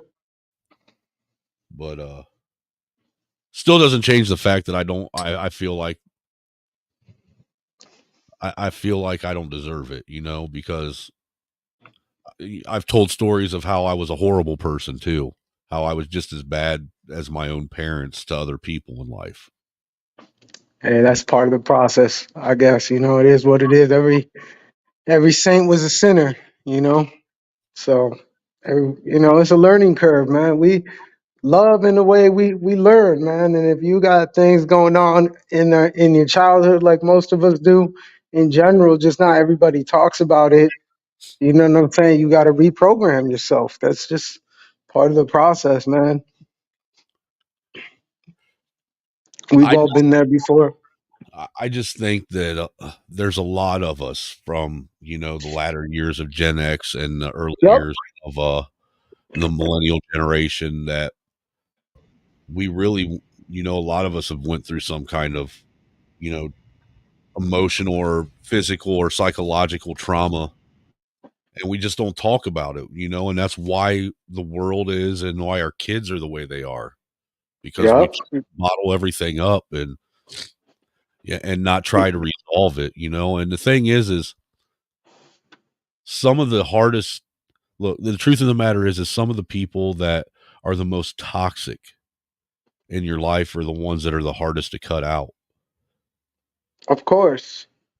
You What know, they say too, hurt people hurt people. So some of those toxic people, it's also because you have empathy, and we feel for those people, even though they are toxic.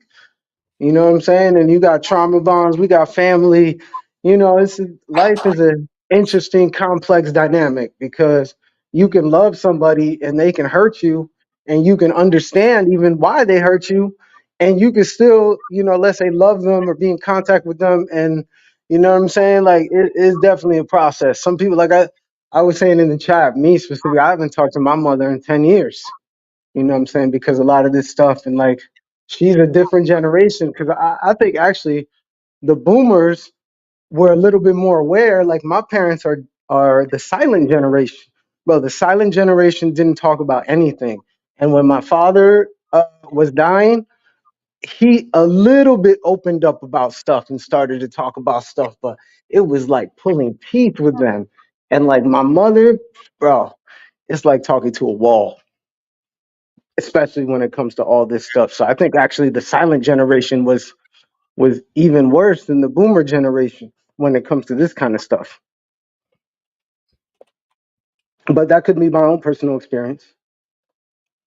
yeah, I mean, Because you mentioned Gen X. I definitely think Gen X, we have a unique experience, because a lot of us did get all these different kind of parental traumas in different ways. Because like, if whether it was silent generation or you were raised by a boomer, most of the time, let's be real, a lot of our parents didn't know what the fuck they were doing themselves.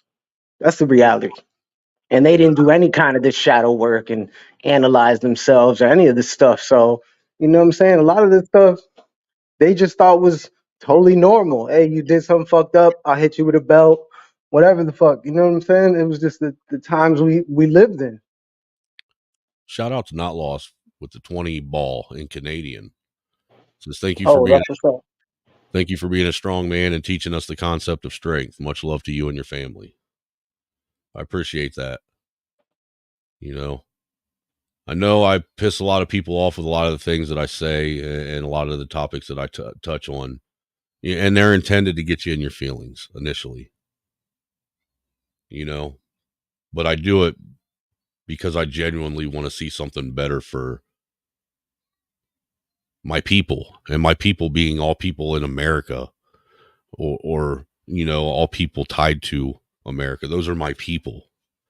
I do it because I want to leave something different. I want to leave something better for my children.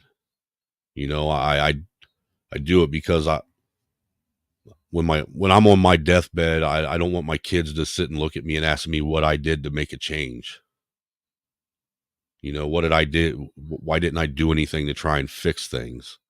Why is it that I could see what the problem was, but I wasn't willing to, be man enough or strong enough or a leader enough to stand up and do something about it or speak out about it or anything.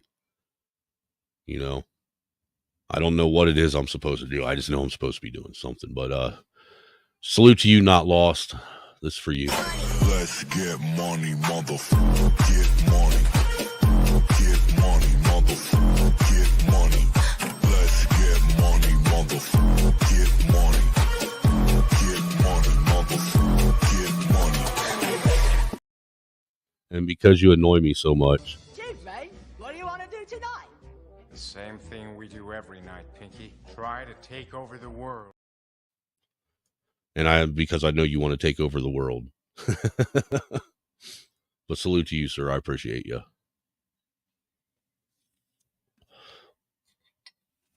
How you doing, Grammy? Hey guys, can y'all hear me okay? Yeah, we can hear you just fine. Great. Thank you for sharing your story with us. I was really not sure about, coming up on the panel or anything, but basically I've been through a lot of what you've been through. So, and I understand where you're coming from on that. I want to speak for a minute about boomers, and as a grandmother and still raising grandchildren, here's what I've learned is you can be the best, most intentional parent in the world, and life is going to hit you. And during that stress, you're going to make bad decisions. But if you're a good parent and you love your kids, you're going to do everything you possibly can to still try to treat them correctly and blah, blah, blah. Here's the deal. I could take 5 kids to an amusement park and all 5 of them would come back with a completely different story about that amusement park. One child might be traumatized from it and another child had the time of their life. You just can't control how people perceive their life, So I've learned that with my children as adults, when they've come back and told me stories, I don't remember things like they remembered them. Now, that doesn't mean that their memories are false. It just means they perceived this situation completely different. And I'm not talking about, Snowman, I'm not talking about like what happened to us in our childhood. I'm not talking about that. I'm talking about what we still have to face with our adult children, and they're criticizing us for the trauma we brought to their life. You know what I mean? Yeah, because I have to deal with that now too. Yeah. And during their 20s and their 30s, all kids go through this thing where they're trying to find out, why am I so screwed up? And obviously, the first person to blame is the parents. And when you are the stronger parent and you are the disciplinarian, it tends that the children blame the one that is the strongest. So if mom took care of them real good, then it's all mom's fault. If dad, blah, blah, blah. What I have learned is you have to learn and you have to value forgiveness within a family if you're going to keep that family together. It's going to take forgiveness. So forgiveness doesn't mean it was okay what happened. Forgiveness means I understand something happened between us that you have no ability to fix. You have no ability to go back into my childhood and make it right again. And so I choose to lay that debt at the feet of God because he's the only one who can fix this for me. So I don't know how you get to forgiveness without God, and I don't know how people go through these situations without God. Maybe you can tell me how that happened for you, but in your story so far, I see that somebody seemed to be there. There seemed to be somebody that stepped in, that took care of y'all, or that made a way somehow or another. That's where I am so far in the combo. Yeah. I'll be honest with you, I didn't as a young adult, I for a lot of years I turned my back on God, Well, yeah, because of the things that happened. right. I was like everyone else. Why would such a loving and merciful God allow so many horrible things to happen to one person over and Right. over again? And like I said, even though there are a lot of things that were beyond my control, a lot of things didn't change in my life until first I took accountability for things. Because even though there was traumatic things that happened, I had to take accountability for the fact that a good majority of these traumatic things that I went through, I brought on myself. Because I was the one that chose to invite said person into my life. I hear you. And I'm the only one that can take accountability for that. I hear you. And that's a hard pill to swallow. Yeah. It really is. It's a real hard pill to swallow. But I've talked to people before, and I've told them, I said, I used to live what seemed like a 6-7 year loop. Things, it was always like a loop. Meet somebody, everything be all good, and then everything fucking end in some major, devastating fucking, violent demise.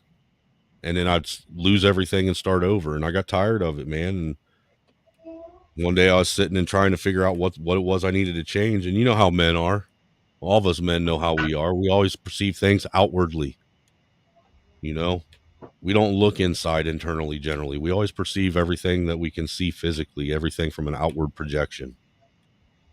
So while I'm sitting there staring in the mirror, looking at myself, trying to figure out what it is I need to change about myself, that's when it dawned on me that it wasn't anything physical or outside that I needed to change. It was all inside. It was all within that needed to change.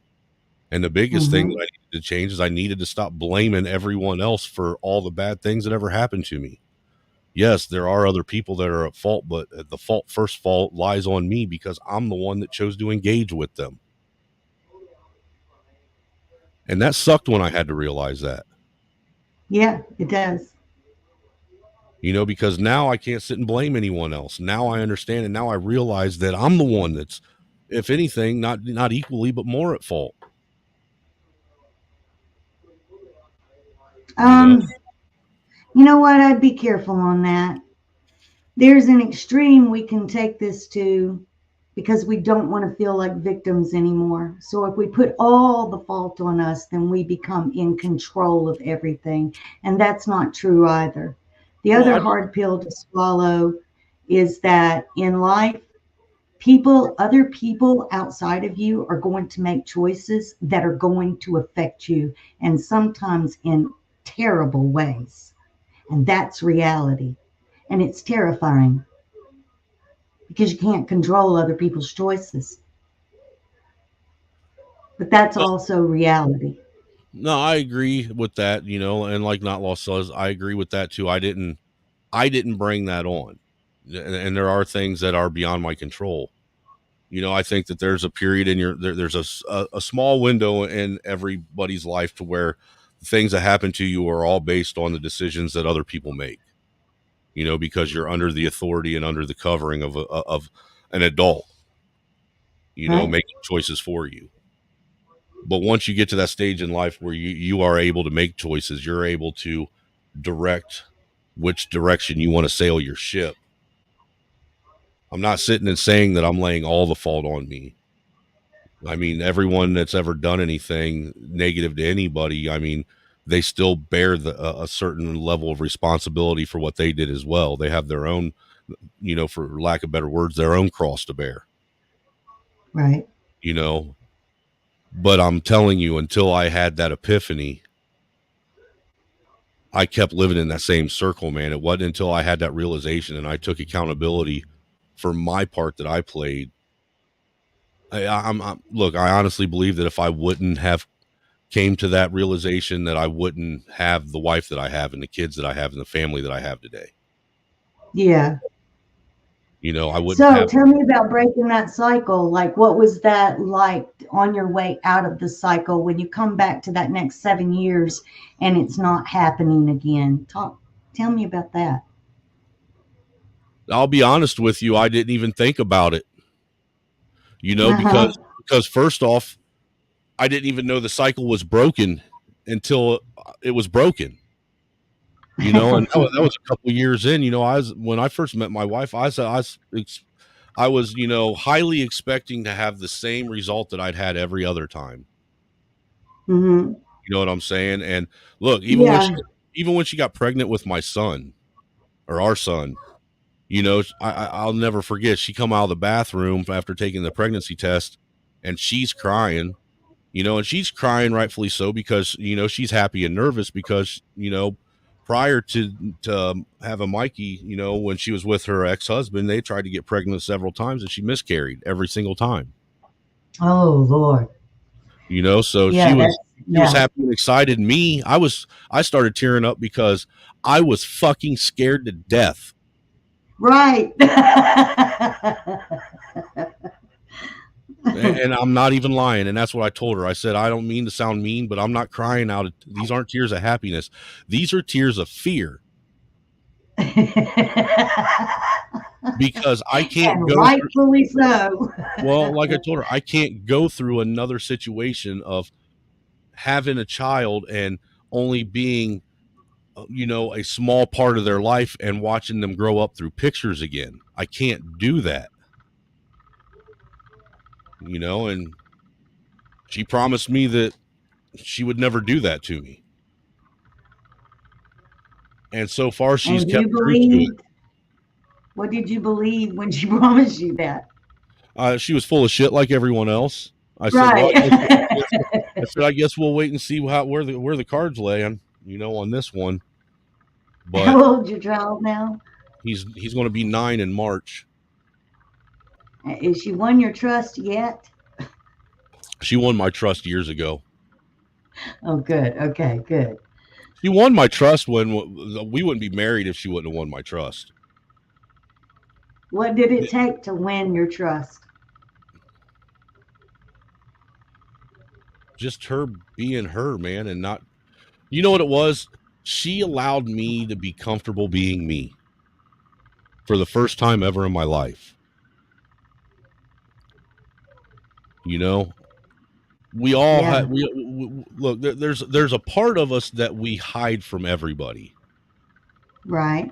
All of us have that one part of us that those certain things that we're not even proud of that we do or have done that we hide from everyone. Right. You know. Well, you're not hiding it. As long as they don't ask, you don't have to tell it, right? Right. But I don't have to do that. I can actually feel comfortable being me in my skin, as scarred up and damaged as it is. And see, that's one of them things that until you actually witness that and get to experience that, you don't understand how life-changing it is No, to you be able to just don't. be yourself and be Let comfortable me being tell you, yourself. I remember I got dragged into this AA program, not because I had a problem, but because all of my friends did. And they were all going through the program, and I figured I better go down there and check it out. Anyway, you know how AA programs go. There's all these late night coffees and everybody sitting around talking and everything. Anyway, this guy told me, he said, you know what your problem is? He said, basically, anyway, that's not the point. The point is that I had come to a place where I made a decision that I was going to be honest with one person in my entire life about who I really was. So I chose this guy that had a history for hitchhiking and never settling down, and I figured he's going to be my stranger in the night. I'm going to tell him everything about who I really am, and he's going to leave. And 36 years later, that man is still here. So, yeah, it is amazing and freeing and bonding when you finally emotionally get naked with someone. And that's a very good thing. Yeah, it is. It's one of them things that I protect, and I guard very, very heavily against outside influence. Yeah. I guard my family and my marriage more than anything else, because I realize and I understand that when it comes to marriages now, just the whole idea and institution of marriage is under attack. Yeah. And the one thing that I had found throughout all my failed relationships was, one of the biggest reasons why they were so quick to fail is because both of us allowed outside influence to influence what was going on inside the house. We both allowed people that had no investment in what we were creating. We allowed them to give their opinions and their advice on how we should proceed. You know what I'm saying? And allowed them Right. to, sway our mind one way or the other, when they're not affected regardless of what decision you make. So Right. most outside influences are going to come and give you, disingenuous and, non-productive advice anyhow. Think about it. Most generally, if you go to a friend, even if it's a close buddy, like one of your best friends, and you talk to them about a relationship issue that you have with your spouse, almost every single one of them that are going to sit and advise you to maybe separate or take some time off. Nobody ever sits and says or tries to give people any advice or any direction on what they can do to fix it. They always give advice and direction on how to end it. Right. That's what I thought, a best man and a matron of honor. I thought that's what those people were for. That when you got them up there to stand with you, that they were saying, look, in your hard times, I'm going to support this marriage and help y'all stay together, not advise you on how to separate. So I'm that person in our family. And I just had my daughter just yesterday. I looked at her and I said, you look like you're going through some depression. And she let me know. She said, well, there's some things going on between me and my husband, and I need to talk about it. I don't have anybody to talk about it with, but I'm scared that if I talk about it, that y'all will end up getting mad at him. And and she said, well, I know you're pretty fair, Mom, but still, I said, okay, I will promise you I will not get mad at your husband, and if you tell me what's going on. And so anyway, she's deciding what she needs to tell and what she doesn't need to tell, but after a little bit more advice. But yeah, you do. You sometimes you have to preface it that way. You have to say, hey, I just need to vent. I don't want you to help me get a divorce, Right. Yeah. Well, see, me and the wife, we don't share our marriage with anybody. Any of the Yeah. discussions and things that we talk about, they stay amongst us. I mean, Right. we generally, don't get me wrong. There's been a couple times me and her have had, loud outbursts at each other over the last 11 years, Right. but I could probably count those all on one hand, and I think a lot of that Yeah. has to do with the fact that we don't allow anybody else to be that involved in our marriage because it's all Right. Right. Well, that's good because, when you allow too many people in your marriage, that's where things start getting messed up, especially if she's listening to Mom and he's listening to bros and everybody's not in on the marriage. You're going to end up losing your marriage. So that's very wise of y'all to make sure you do that. Yeah. But honestly, she's the one that helps keep me sane too. Well, that and marijuana. I'm right on board with you. Because I'll be honest with you, that's the one thing that when I was on all them psych drugs, going and seeing that counselor, she said even though it's illegal, that was the advice she gave me. Okay, let's talk for a minute about health and how all this stress affects health, especially as you're getting older. Okay. Oh, Jesus Christ, man. Here's something. I really want you to go see that video. It's called Keto and Carnivore. It's on the Jordan Peterson show. This guy finally made a connection that I've been preaching about for years. When you go through that level of stress affects your stomach. And what most people don't understand is that the stomach is so involved in mental processes and in hormones that if you don't take care of your stomach, you're going to be in real trouble later when you get older. And if not, it usually hits sometime in the late 20s where the anxiety starts coming in. That's your first sign. And then you end up with the acid reflux, and then you've got the ulcers, and then you've got the gallbladder going out, and then you've got it affecting every joint in your body, and then it becomes systemic, and then now you can't walk, and now you can't work. It goes on and on. So there is a connection with that, and if you'll listen, I know by experience that when I went on an all keto diet, because I did Atkins for about 3 years. It was during that time that my body started healing itself.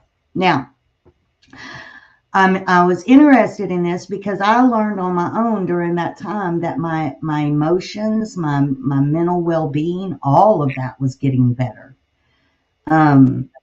I felt better. I had more life when I got up in the morning. I mean, I wasn't going through as much depression, yada, yada, yada. So anyway, this guy made that connection, and he's actually cured people of bipolar, schizophrenia, all kinds of stuff. And this is a real legitimate physician doing medical papers on this.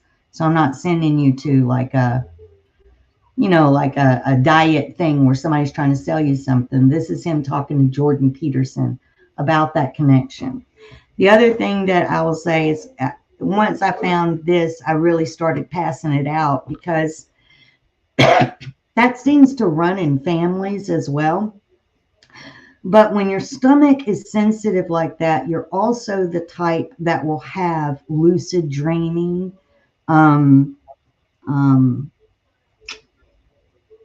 You have deep dreams. You'll have colorful dreams. Yeah, when I remember, my dreams are very vivid. And that's part of that connection. If I was speaking to you in spiritual terms, I would say you probably come from a prophetic bloodline. But if I'm speaking to you in just health terms, I'm telling you that's genetic. And so people that have that apple cider vinegar, I make my own. It's easy to make. Your wife can make it. I'll show her how to make it. I'll make a video showing her how to make it. It's wonderful to drink. It's like an apple cider, and you just drink it over ice. It's kind of like, you almost can think it's a cocktail. Okay. It's the best thing for a remedy after you've had a hangover. I don't know what you're using now, but it's really good on French fries. I've never tried that. But there's different things that you can do health-wise that will stop and any kind of tendency towards depression or towards anxiety. There's things that you can do that will help greatly. And I highly recommend that you do, because if you don't, it only gets worse from here as far as how it becomes systemic in your system as you get older. So, yeah. Right. Yeah. Look, trust me, I know that depression and your mental health affects your physical health. I know that more than anybody. I've dealt with it, Mm-hmm. People don't realize that, just the sheer act of being depressed and angry all the time could be why you're sick all the time. Exactly. I don't remember the report, but it said something like every time you get angry, I think you lose 30 minutes or something of your body doing the work of healing itself. Something like that. Well, I don't know about that. I know they've been telling me that every cigarette I smoke takes 7 minutes off my life, and I've smoked enough cigarettes I should be dead by now. Yeah, I just put one out as you said that. They say that too, but I don't know about that either. I ended up getting breast cancer after I stopped smoking and wore those nicotine patches on my breast. So I don't think that was a better answer. I think it's the chemicals in them patches. Because I'll be honest with you. Like, I think it's the if you want my honest opinion, and this could just be, sheer fucking lunacy on my part, but I think it's the prepackaged cigarettes that are the ones that are giving people cancer because of the chemicals that are in them. You do? I do, because I've been smoking, I've been rolling my own cigarettes for going on 6 years now. And before I started doing the roll your own cigarettes, I used to have a really, really, really super bad smoker's cough. And it would affect me more so at night, when I'd be laying down.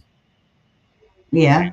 And ever since I stopped buying prepackaged cigarettes and started rolling my own, my smoker's cough has went away. I don't have this problems with breathing that I used to have, and I'm still smoking. Filter or filterless? I use a filter. Okay, talk to me about that. Papa and I started to go get some of that because I was talking to him about the price of cigarettes. And even though we get ours from the Indians and they're a little bit cheaper and everything, it's still getting ridiculous. So do you find that it's a lot cheaper to roll your own? Oh, dude, it's extremely cheaper. When I started rolling my own, it was, like I said, it was about 6-7 years ago, or 5 or 6 years ago. It's been long enough now that I can't even remember how long ago it was. But I know that the cost of cigarettes at the time was still just a little over $3. It was like, I think $3.50, around $3.50 or something like that. Pushing $4. And I was one of those guys that was smoking like 2 packs of cigarettes a day, So I was, you It's know, like the 90s. do what? $4 a pack of cigarettes. What was that? That was like 90s, late 90s. Well, no, this was in this was 2017, 2018, because I didn't smoke the name Oh, brand okay. cigarettes. I smoked cheap ones. Oh, okay, gotcha. You know, I was smoking what they called, they were L&M's was the brand Yeah, I used. yeah. You know, and those were All still right, I got those were still under $4, but they kept raising the price on them. And I told the wife, I was like, man, I don't know what I'm going to do. I can't afford to pay $5 a pack for, you know, generic cigarettes, you know? So Yeah. I told her, I said, I think I'm going to go to, you know, I'm going to try and, the whole roll your own thing. And, you know, and I knew the stigma behind it. You know, a lot of people, when they do it, they end up going back into buying, prepackaged ones because first they can't find a tobacco that tastes good enough for them.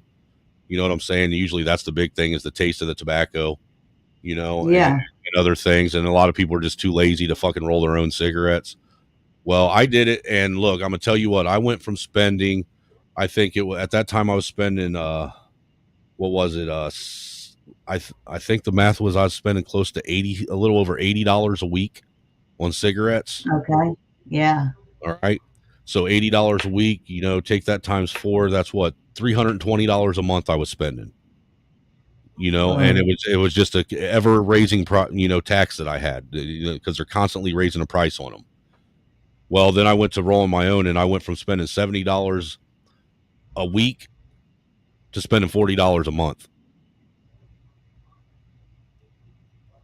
Okay, so basically, Did you hear that? cut I it went in half. 70. I went from more than in half. I went from 70 a week to $40 a month.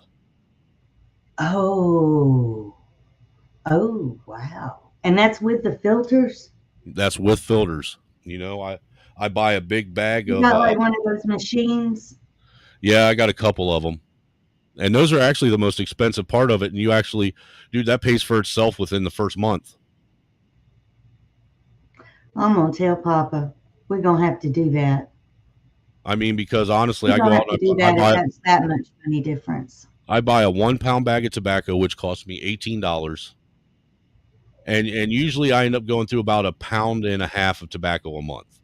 And about and how much do you think you smoke? Like 3 packs a day or 2 packs? No, a I day, smoke or about what? I smoke between 1.5 packs, 2 packs a day. Okay. You know, depending. You know, there's some days that I smoke less, some days I smoke more, but like Right. the bag of tobacco that I get, it's depending on where I go, it's anywhere from $15 to $18 for a 1 pound bag of it. And then I spend when I get that 1 pound bag, I'll buy 5 boxes of tubes, which will have 200 tubes with the filters in it in each box, and those cost me $2 a box for those. So usually I'll end up, what is it? I'll get 4 or 5 boxes of those for 1 pound bag of tobacco. So what you're basically, I'm buying for $30, because the price has went up a little bit. Actually, now what it's costing me is it's costing me a little close to about $55-$60 a month. Okay. Okay, so it had the cost has went up $20 over the last 5-6 years, you know, but still, I basically twice a month, every other week, I go out and I buy basically 5 cartons of cigarettes.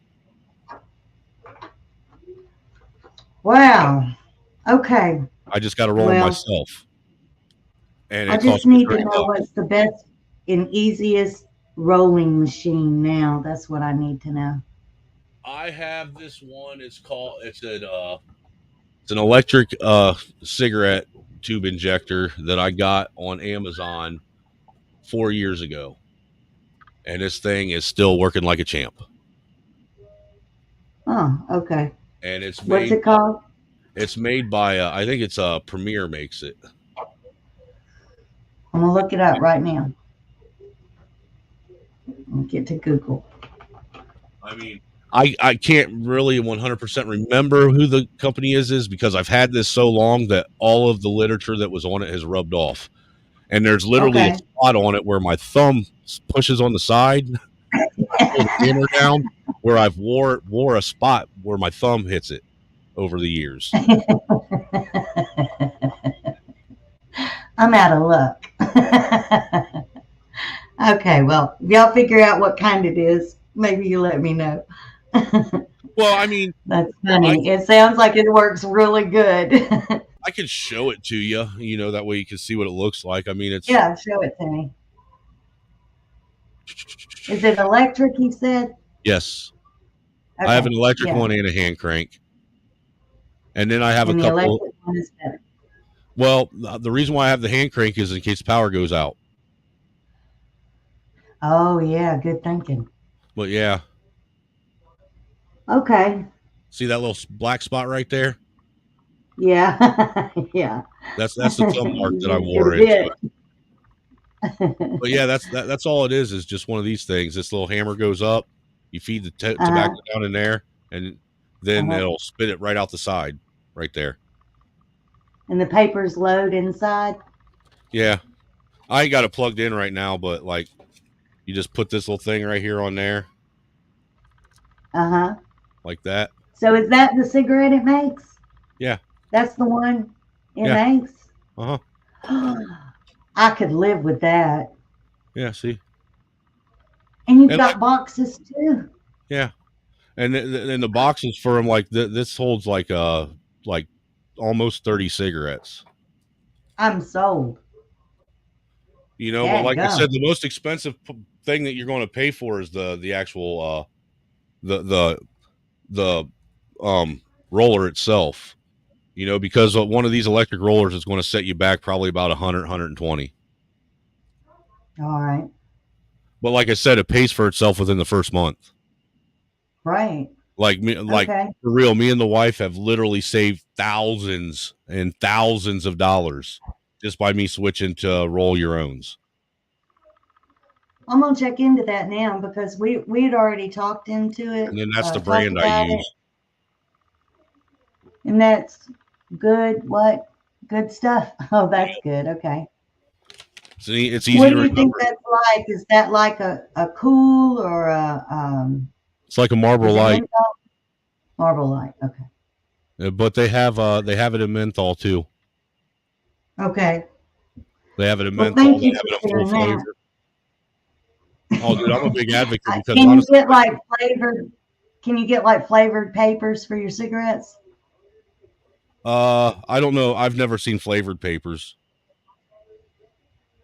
That'd be weird.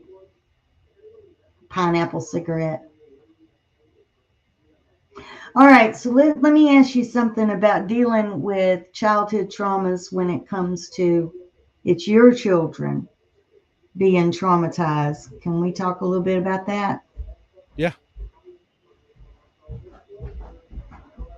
First of all, well, just when your kids come to you telling you that they've been traumatized by something you've done, and no matter what you've done, you cannot, like, you're racking your brain going, how did this child conceive that that is what was happening in this moment?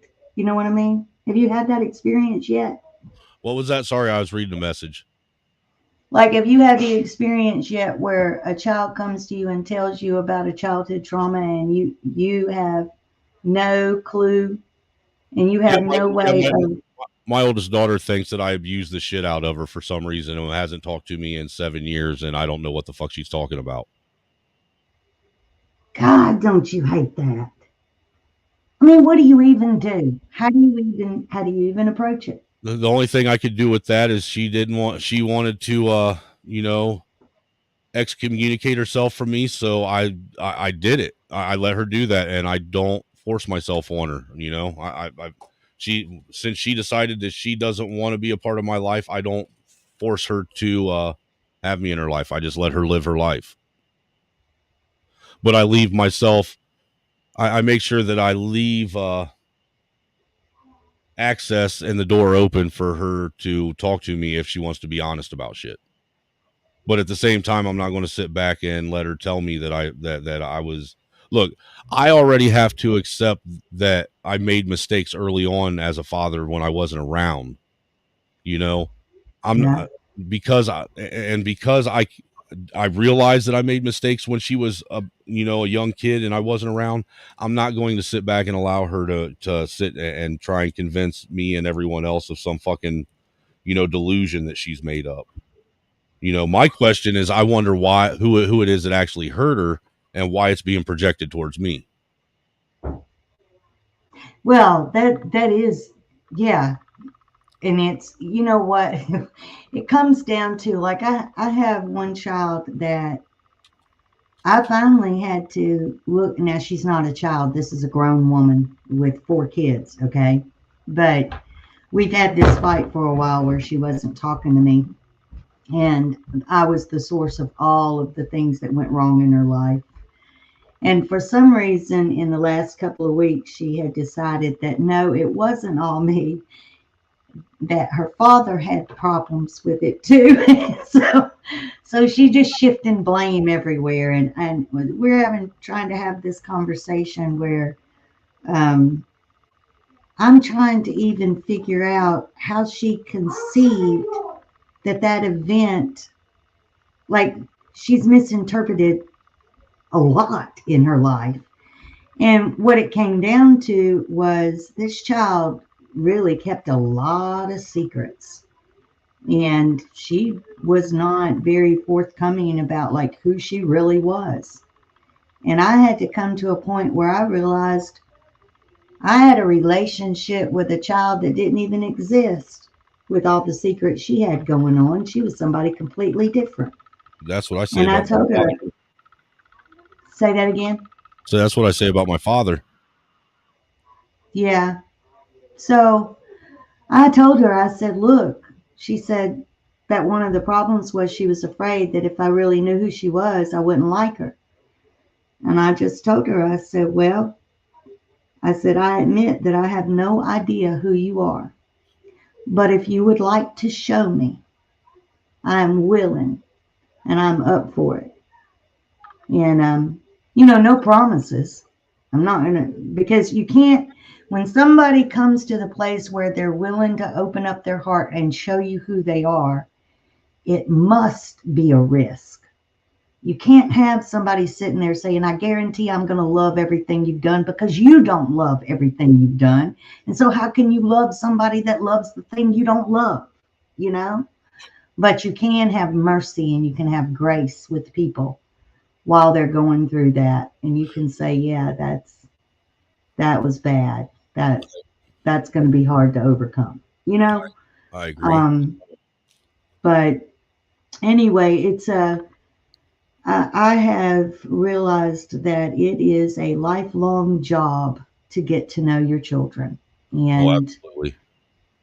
That just about the time you think you've got it down, they go through the next stage. There's a 20-year-old stage, and there's a 30-year-old stage, and there's a 40-year-old stage. And, all of life has a stage to it where people are just in different stages. And that, when those people come together, that's part of the factors of how that conversation is going to work.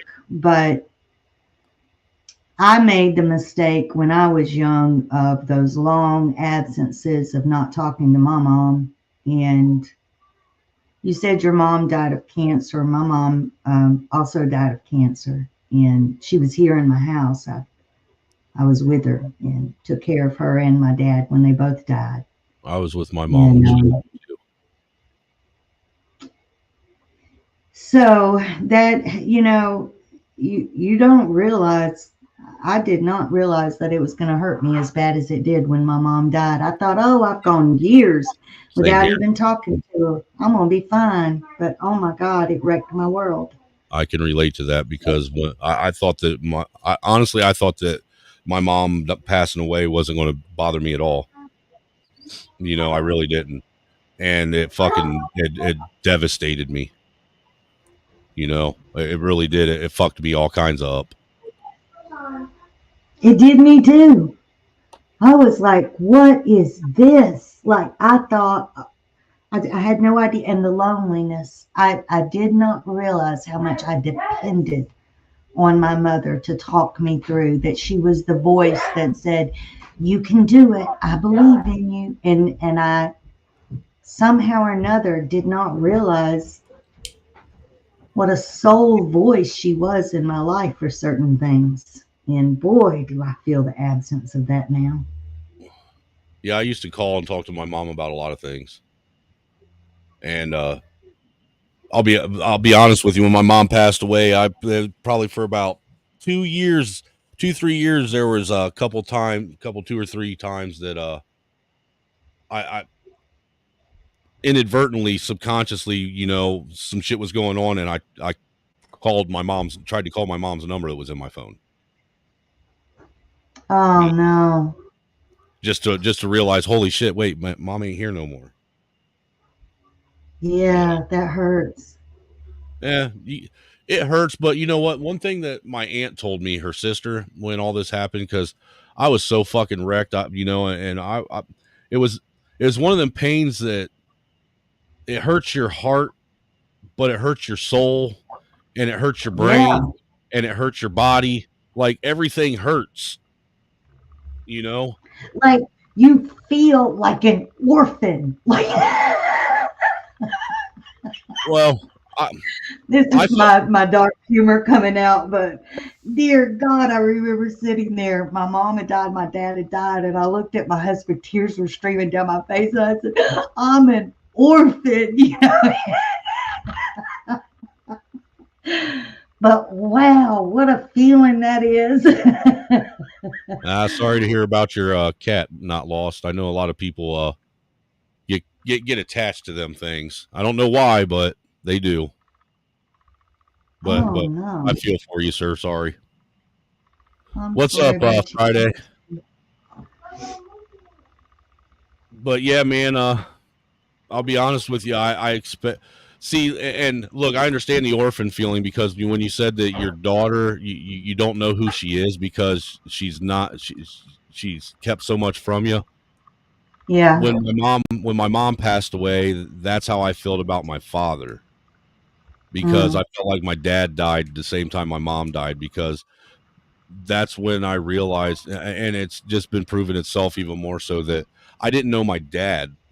You know, like I physically recognized the person that's standing in front of me when I saw him, right? Right. But the person that the person he tried to portray himself as, the person he tried to convince everybody he was, the things that he claimed that he had done, they were all lies. That is not who he is. I don't know who that motherfucker is. I have no clue. Wow. You know, and he's such a fucking, you know, compulsive liar that he lies about lies just to lie about more lies. And then when he gets caught up in lies, he doubles down on the lies. You know, and I can't stand that shit. You know, and that was a hard realization too, because see, that I always thought my dad was my best friend as an adult, you know, just to find out that all my dad did was fucking use me, you know, and manipulate me, and go out and talk shit about me, and take advantage Is of this the same man that put a bullet that put the gun to your head? Yes, ma'am. Okay, I wasn't sure if we were which one. Yes, okay, because see, I still tried to, even after all the shit my dad did to me as a young kid, as an adult, I tried to look past it and give him the benefit of the doubt. You know, I mean, my dad, when I was in my 30s. How did you make that decision? You can't skip over that fast. How did you make a decision to? Because he was my dad. That's why. Because he was my dad. That's strong loyalty. Well, you know, he wasn't ever around as a kid. You know, I was hoping maybe he'd be around as an adult. I see. You know, and I even went so far that like when my dad was hitting around, I think he's around 38 or 40. I was still in my late 20s, I believe. And he lost his first leg. and he lost his job. Then he ended up losing his right leg. He ended up getting some kind of infection and went gangrene, and they had to amputate it. I actually helped take care of my dad for 13 fucking years. Wow. You know, like went to Indiana, picked him up, took him back to my house, you know, helped take care of him. And all I did was get fucking used and abused by this piece of shit. You know, and the thing is I think inside I knew it was going on. It's just, you know, I didn't want to, you know, lose my dad, but I guess, you know, he was already gone anyhow. You know, well, how can somebody leave that was never there to begin with? So he's died now? No, he's still alive. He's dead to me. I see. What's up, Nunya? Your baby mama wants to know where the fuck her child support payment is. I do too, because these diapers and this fucking formula is getting expensive, woman.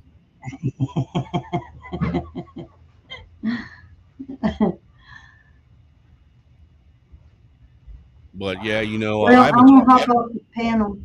Go ahead. I'm sorry. I was just going to say, you know, I actually haven't talked to my dad for going on probably 5 years now.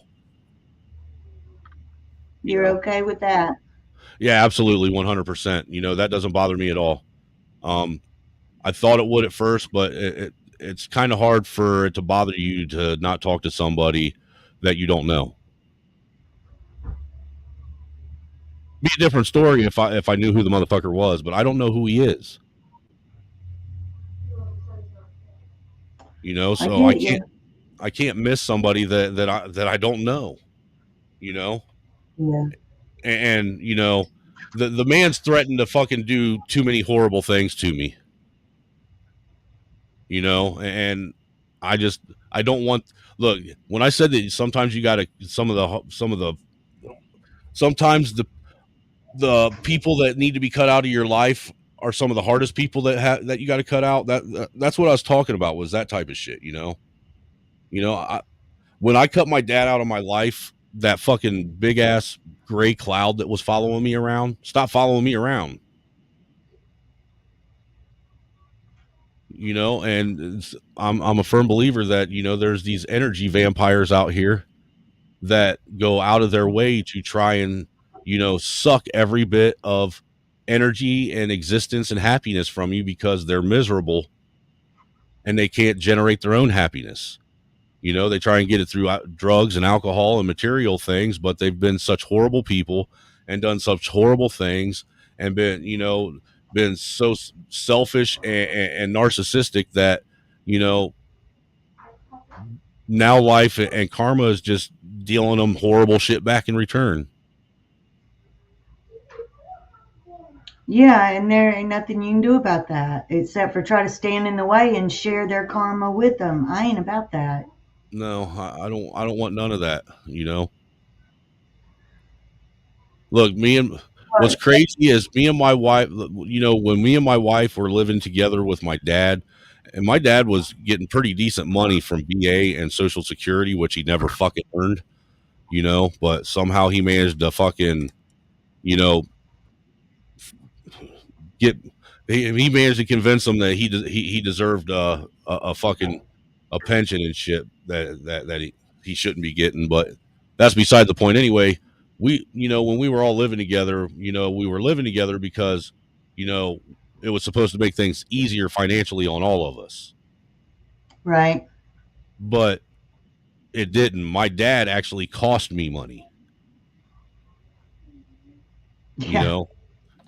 Yeah. I mean, Christ, the dude would eat. Like, for instance, just him alone in that house was an extra $700 to $800 a month in groceries. That's a lot of groceries. That you're telling me? You are telling me? What did he eat? Caviar? No, he ate everything. Oh, Lord. Well, and like the wife put down there, we're also talking about we took care of him too. Yeah, I had, like I said, I had my mom and dad here. She brought him here.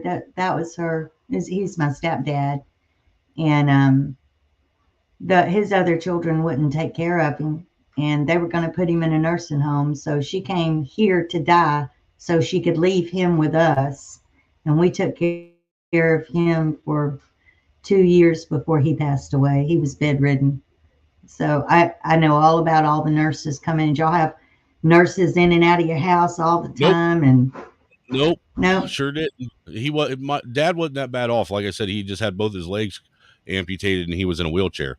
His problem was is he oh, was just a lazy, bitter, fucking self-righteous, fucking narcissistic piece of shit who thought that everybody that he was entitled to shit. I mean, the motherfucker thought that I owed him something. He used to claim that he raised me, and the motherfucker, him and my mom got divorced when I was 7. And when they got divorced, I didn't see him again for 4 years. You know, and oh, then okay. after that 4 years passed and he did start coming around, he only came around like maybe once or twice a year. You know, and he would go around and try and convince people that he raised me. Motherfucker, you didn't raise me.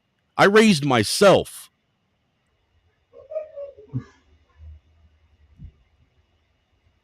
Hmm. You know, and Are you his only son? no, I'm not. You know, there's me, my sister, and my younger brother. You know, all by him, and then he has I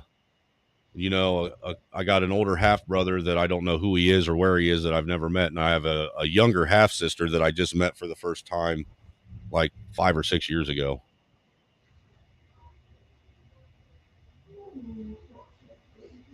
You mind me asking that if I'm going too far and it's none of my business, you can just say I don't want to answer that. That's fine. But your sister, she's the one that he was messing with. Was she My mad at dad. you when you took him in? It wasn't my dad that was messing with her. It was my stepdad. Oh, okay. I'm sorry. I got the story my story's not straight. I'm sorry. Well, I did unpack an awful lot of information, you know, all at once, but Well, no, it's so much. Do you not sometimes feel guilty for telling people your life story because you're like, you can't handle my life? no, I don't feel guilty, and most people couldn't handle my life. Well, I do. I told my kids, I said, don't go look in my diaries because I am not responsible for your mental health bills after you look in my diaries. Stay out of them. No, I'll be honest with you. I've shared some of my stories with my teenage kids, and it caused them to break down in tears when I told them how I grew up. You know, and I told them that, you know, I don't want them to have to live that life. I don't want them to have to I don't want them to know what it's like to have basically all their joy taken away from them at an early age. You My know, husband was a clergy sex abuse victim, and our daughters found out when we ended up front page in the news, and they had to watch him go through standing up for himself in the public and everything and talking about what happened to him. I know those tears. Those are hard tears to wipe away. Kids don't want to see, those kind of stories, but the girls ended up being extremely proud of their dad and understanding what it took for him to stand against the Catholic Church. So, well, more so now, I take a lot of the things that I went through in life, and I'll be honest with you, there's been several times that I just run into random people that they look like they're down on their luck, or they look like they're in a bad place, you know, and I'll sit and talk with them, and, you know, initially ask them how they're doing. They'll tell a little bit of their story, and I share one of my stories, you know, yeah. just to let them know, look, you can overcome. This can get better. It's just a matter of whether or not you choose to make it better, you know, because Right. you got to understand, like with what happened with me and my sister with the sexual and physical abuse. You know, she was molested and I was physically abused by my stepfather. You know, there's people they process things differently. Everybody, Yes.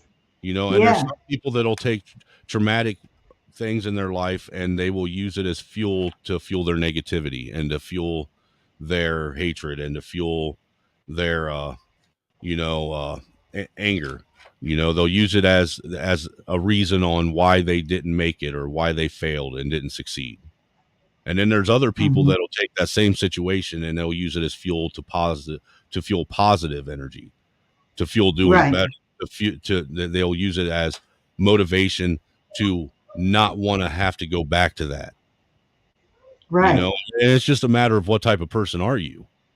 Are you a person that wants to take everything that you've ever been through and try and find a reason to make excuses on why you didn't get anywhere in life? Or do you want to take that and use that as fuel to say, I'm not going to allow this to happen anymore. I'm better than this. I'm not going to allow the world to tear me down. And that's where I got is I wasn't going to allow the world to tear me down. And I want people to know that look, even with the stuff that I've been through, there's people out there that's been through worse shit than me. And they've overcome it. How is that? But So traumatized. let me tell you, I'll tell you something that I learned. Now, I'm one of those people that took instances and said, let me learn what I can learn, let me heal, and then let me help heal someone else. So, our plan was he was going to school for psychology, blah, blah, blah, and we were going to help people that way. We wanted to start a nonprofit for sexual abuse victims. One of the things that I saw that was wrong with the system was when children are sexually abused, it's extremely hard for them to keep up in school. And so this and that happened, and it ended up that we started a nonprofit and did sexual abuse counseling for 20 years and then free. And then we started a school. I had a little homeschool in Alabama. There you got to start a church school in order to do homeschooling. So I homeschooled sexual abuse victims, and some pretty serious cases, came through for a while. But one of the things that I learned through 25 years of counseling sexual abuse victims was that the trauma itself was not the issue. You could see people that had been terribly, what they had gone through was much worse than what someone else had gone through. But the trauma levels were completely different. And what we were able to find was that the main key to traumatizing yourself over and over and over and for your for it to be worse on you was keeping the secret. The sooner you told the secret, the better off, the more of a chance you had to heal. It was the secret itself. And that's what happens is people's secrets eat them up. Because what most people do is they only use every one of us, like you were talking about, you never really know because everybody's got this secret, right? Everybody's got a secret place. Everybody has a secret place. And most people fill that secret place up with bad secrets. Yep. And so what we learned is, and what we propose is, what would happen if we take trauma victims and we begin to teach them 3 good secrets to keep, 3 different categories of good secrets where they could make up good secrets and they would choose to keep it a secret. And there's also a link to it back in the book of Think and Grow Rich by Napoleon Hill. He talked about this in his success book, talking about what kind of secrets you keep. And then there was a movie that was made.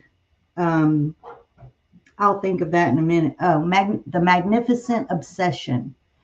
And it also talked about this principle of keeping secrets, good secrets, and how they would manifest in your life in the same way that a bad secret can destroy you.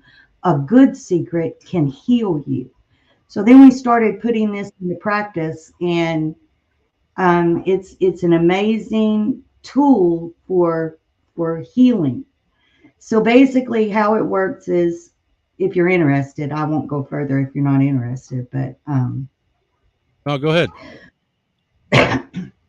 we have 3 different categories of secrets. One secret is a secret, for example, of like, you're going to keep it a secret that you had restraint in an area, and it's similar to like, there's one piece of chicken left on the plate and you know somebody else is really hungry, and you decide you're not going to eat the chicken and just let them have it.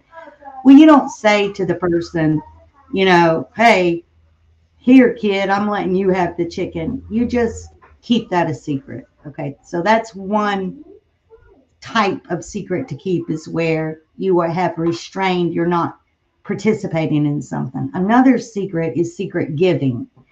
And most people know how this secret works because they practice it right around Christmas. And then what happens is they call it the spirit of Christmas, when really what it is a good secret is being kept.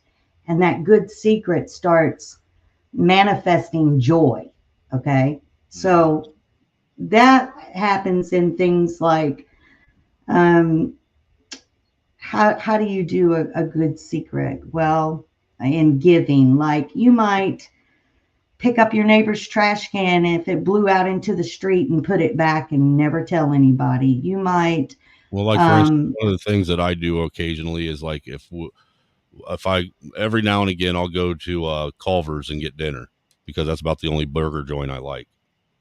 And every now and again, when I go through there and I'm at the window to pay for my food, I'll pay for the car behind me. Okay, that right there is healing you. That's part of your healing. That's what takes you out of trauma. And then the next one is secret prayer. And you could think of that as wishing well on someone, you know, where you're not thinking of them negatively, you're thinking of them in a positive light. That's a very powerful thing too. Now, if I put it in Christian terms, I would say secret fasting, secret giving, and secret prayer, which was talked about in the Sermon on the Mount by Jesus. And he said there's a blessing that comes from it. Well, what we found was, lo and behold, the blessing that comes from that is inner healing, emotional healing, financial healing, physical healing, and a joy, and I can't explain, and I can't tell somebody. This is not like a 3-step thing, like you do this and this and this will happen. You don't know what their people's secrets are. You don't know what's going to happen when they start keeping good secrets. But I can tell you that what does happen is it starts enriching your life. And I'm not the first person to know that. Right. So if I am going to deal with a traumatized person, the first thing that my first goal with them is going to be the confession of the secret, because that gets the poison out. My second goal is going to be to get them, because once you get the secret out, that secret place will crave another secret. So you see this in men that, and excuse me, I'm not picking on men, women do this too, but I have seen it mostly this way in men that are habitual infidelity. They cheat on their wives all the time. She'll bust them and he'll be very remorseful, but eventually he'll go and he'll keep an even worse secret after that. Right. And that's what happens. If you confess a bad secret and it's like expelling the hydrogen from a balloon. If you expel that, it's like a stomach. It will start craving. It will hunger for a secret. And if you don't replace that with a good secret, then you can't, then you'll be right back in the cycle. So you have to change that part of what they value to keep a secret. And once those values start changing of like, oh no, that's a bad secret, I'm not keeping that. This is a good secret. Yes, I do have the muscle to keep this. And you'll find that a lot of people do not have the muscle to keep a secret. No, they And don't. it does take some self-control to be able to keep a secret. But if you can keep a good secret, it will totally transform your life. I think I agree with you on that, because like what I said about, me doing with people when I go to the burger joint, this is the first time I've ever told anybody other than my wife that I've done that. Well, I'm sorry, I didn't mean to make you confess that secret. Now you got to find another one. No, I'm just saying that most people, like, I can't count on both my hands how many times I've seen people that go out and do something nice, and then they go out and the first thing they do is they post it on Facebook. That way they can get the attaboy for it. Well, what's the point in doing it if all you're doing it is, if the only reason why you're doing it is that way you can get accolades for it? Yeah, once you tell the secret, that's the reward. Now everybody thinks well of you. Good for you. You got your reward. You've blown your secret. You can't do that. What you do in secret that is good, in secret giving, fasting, or prayer, you must keep secret. Otherwise, you don't have the power of it. So don't lose your power. Keep your secret. Me and the wife, like during the height of the COVID lockdowns and stuff, how there's a lot of people that were having a hard time paying bills and buying groceries, feeding their kids and stuff. Me and the wife actually helped several families around the Muncie area with groceries and paying their bills. Because well, first off, we had I had a massive stockpile of food because I'd been preparing for something like this for years. Right. So we weren't hurting at all in any way, shape, or form, as far as food wise goes. We were very blessed that the wife was, fortunate enough that she was deemed essential and was still able to retain the salary that she gets, and, she gets paid a very decent wage, where she works, and we felt that very compelled that because we were felt so blessed, and we didn't feel as though we earned the right to be as blessed as we were during all that when we saw specific people online that were genuinely in need, we would help them. And see, giving, there's so many rewards that also come, even if you don't keep the giving a secret, there's rewards that come with that. God makes promises that if you take care of the poor, he's going to take care of you. So, but when you add in the secret component with it, it magnifies it, I would say 1,000 times. And it hones it. It's like taking a seed and burying it into the earth. It brings forth a harvest in your life. Yeah, you reap I can what you tell sow. you, huh? You reap what you sow. You do, but when you sow a good secret into yourself, what you reap will amaze you. It will. I never got a promotion on my job ever, any job I ever had, until I started keeping secrets. And I got my very first promotion about I'd say 6 weeks into keeping secrets. I got my very first promotion. See, it's like a light goes on. Me and the wife keep secrets all the time from everybody. Our marriage is a big secret to everybody. Seriously, it really is. Everybody just knows that we're happy and doing all right, but they don't know about all the inner workings. That's a huge secret because most people can't keep that to themselves.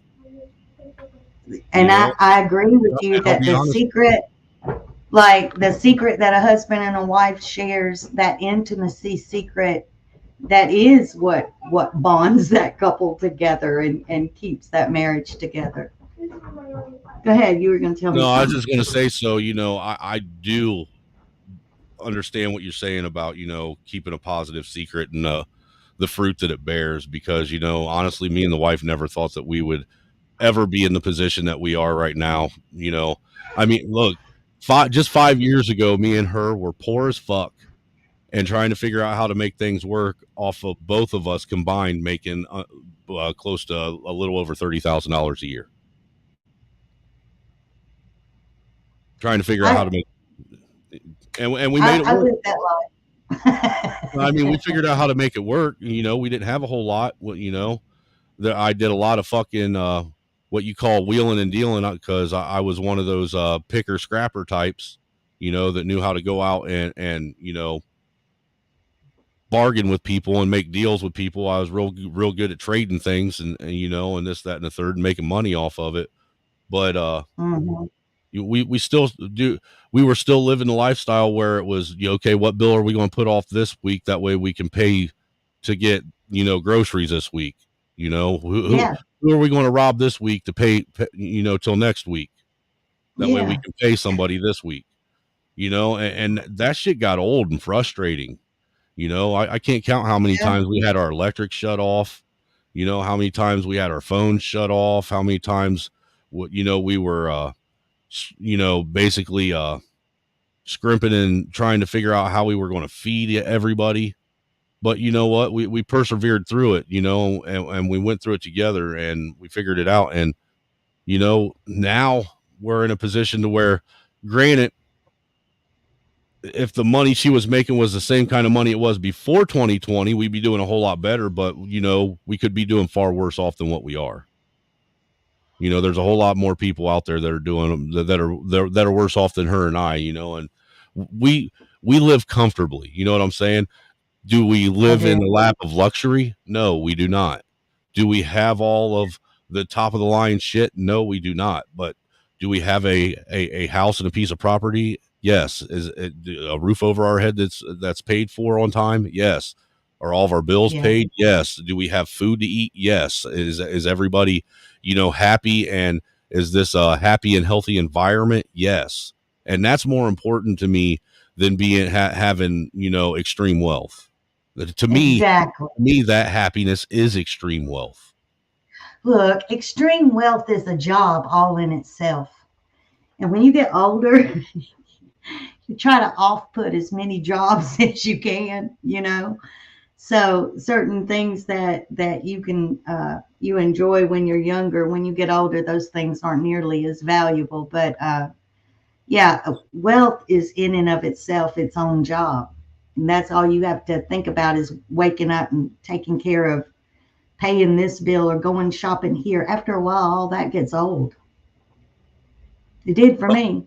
Well, that, and to be honest with you too, I took over the reins of the controlling the money in the house too. And not that the wife was bad at it. She just didn't like it. It frustrated her. So, she wasn't able to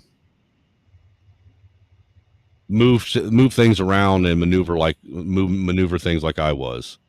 You know how it is. There's in each family, there's one person that's better with money and being able to manage it in a budget than another person. And generally, you only want one person budgeting and managing money. Yeah, it does get a little bit more complicated when you got two, especially if they're not communicating with each other, or they've got the same account and they're both going on in the same account. But yeah, my husband and I have traded off that job here, there, and the other place. He'll do it for a while, and then I'll do it for a while, and what have you, depending on what's going on. I'm so used to doing it, and I got the budget figured out, down to, a T, that I'll be on, like, she got frustrated because we was always behind, and, it never had enough money. And then when I took over, it took me about 6 months to do it, but I got us out of, we were about close to $8,000 in debt from moving from Ohio to Indiana. And we were probably a couple months behind on all our bills. And in a matter of 6 months of just staying on top of it and being consistent, I got us out of debt, got that $8,000 paid back, and got us where all of our bills were being paid on time. And see, the thing is what I didn't realize, this is something that I should have been taught by my parents, but was never taught by them because they never even, paid their bills on time. What I didn't realize is just the mere fact of paying your bills on time every month saves you hundreds, not tens, Right. hundreds of dollars a month, hundreds. Right. because the first time that I finally found out that when the first time I finally got all of our bills caught up and they were being paid for the first time on time, I ended up with like an extra $350 in the bank. And I was like, what didn't I pay? Where'd that come from? I what bill did I forget to pay? So I go back and I'm going through all the bills and shit, trying to figure out where the error was. And the error was that I was actually getting all this late fee and, other costs not being taken out on me because I was paying the shit on time.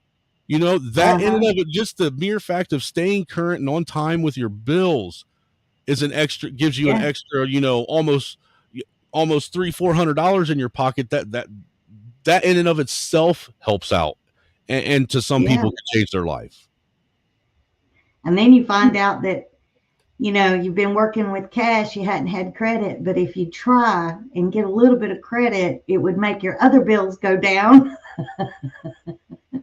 Takes off your insurance and all kinds of other stuff. So I was fortunate enough that my mom did teach me finances because she was constantly telling us we don't have enough money. By the time I was 15 years old, she handed me the paycheck and started, I had to do all the grocery shop and everything and pay all the bills. And so I was taught young. I homeschool, so I also teach my children those things. They have to know how to manage money. There's things in life they have to know how to do before I consider them to be graduated. But that's a big awakening, especially when, like I said, when you wake up and figure out I'm behind because I've got all these behind late fees I put myself behind. It's basically what ends up being. You're behind because you put yourself behind, man. Because you don't pay attention to what all you're getting charged on them bills. All you do is look at the end price. Yeah.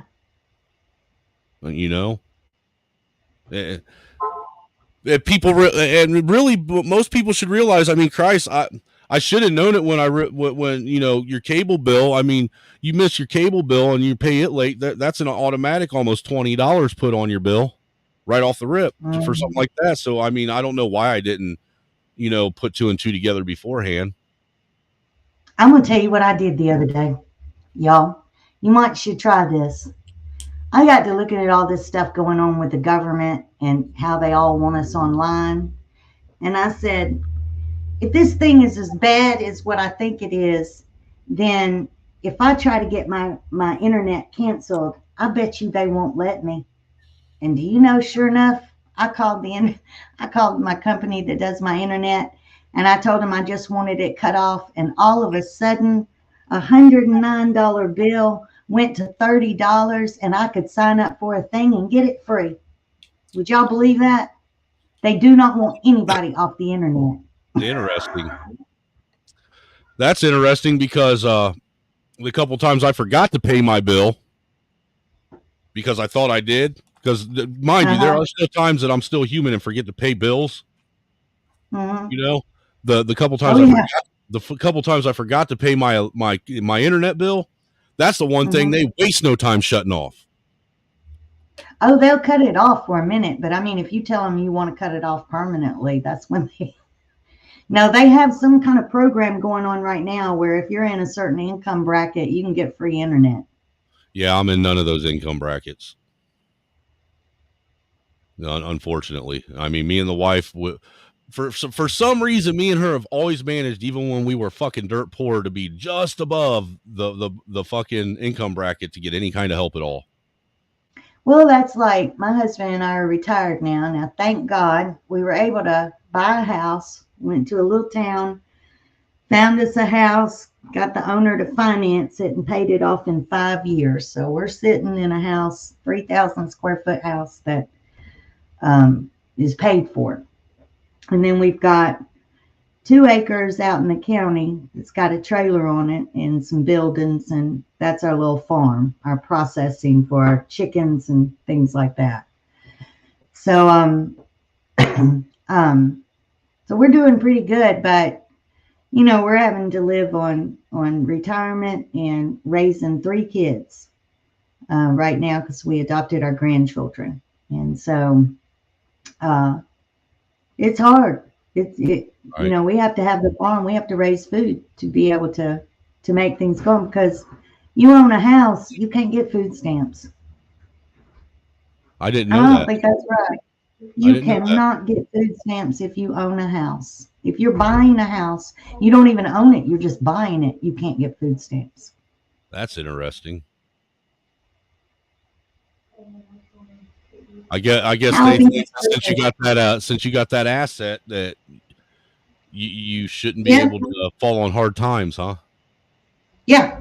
So, you know, a lot of people are like, why do these churches have food pantries and everything? Well, there is a large group of people that fall in the cracks. And if you're a senior citizen and you own your house and you're living off of retirement, no, you don't get no food stamps. Give us your house and we'll give you food stamps, though. Exactly. Or put it on a reverse mortgage, or, you know, something like that. That's crazy. I didn't know that. I know, like I said, I know that, like, me and the wife, we've always, no matter, even when we were dirt fucking poor, we always somehow managed to make just above, you know, what they call the poverty line, which I don't think the poverty line has moved any since 1965. You know what? Back in 1965, most houses didn't even have air conditioning back then, you know? We didn't have televisions. Oh, you guys had black and white TVs. Well, there were some people had black and white TVs. I'm talking about in the poorer neighborhoods and the projects, okay? There wasn't none of that. In order for us to watch TV in the projects as a kid, there was this old couple, and they kept their TV, they fought every night before bed, but they kept their TV going real loud because they were hard of hearing. And thank God they had some curtains we could see through, and we could sit in our bedroom and look at their television. So, but you couldn't hear it, could you? Yeah, we could hear it because they kept it so loud. Oh, and there wasn't there wasn't air conditioning, humming, and all of that extra noise, you know, so you could hear pretty good. Now, some people had fans going and everything, but yeah, back then when you kept your windows open, Mama could holler out the window and you could hear all the way down the street because there wasn't so much noise. It's a lot noisier now. Yeah, I remember my mom used to yell, and we'd be 3 blocks down the road in here. Yeah. You know, but and honestly, when I was a kid, I still had a TV. Mine was a black and white TV. Had the 2 dial knobs on it, one for VHF and one for UHF. Yeah. For all you youngins out there, you have no clue what I just said, but it was a thing. He knows about those pliers you needed to change the channel. Do you ever do that? What's that? Have to get the pair of pliers to be able to change the channel on the television? No, we never broke the dial off of it. Oh, okay. I know well, y'all really were rich. Have that little peg, that little key inside of it, that keyway. I still see it. It's white. It's plastic. And it's half of it's round and the other half of it's flat. Yeah, you would have laughed. Papa got out the other night because we had this.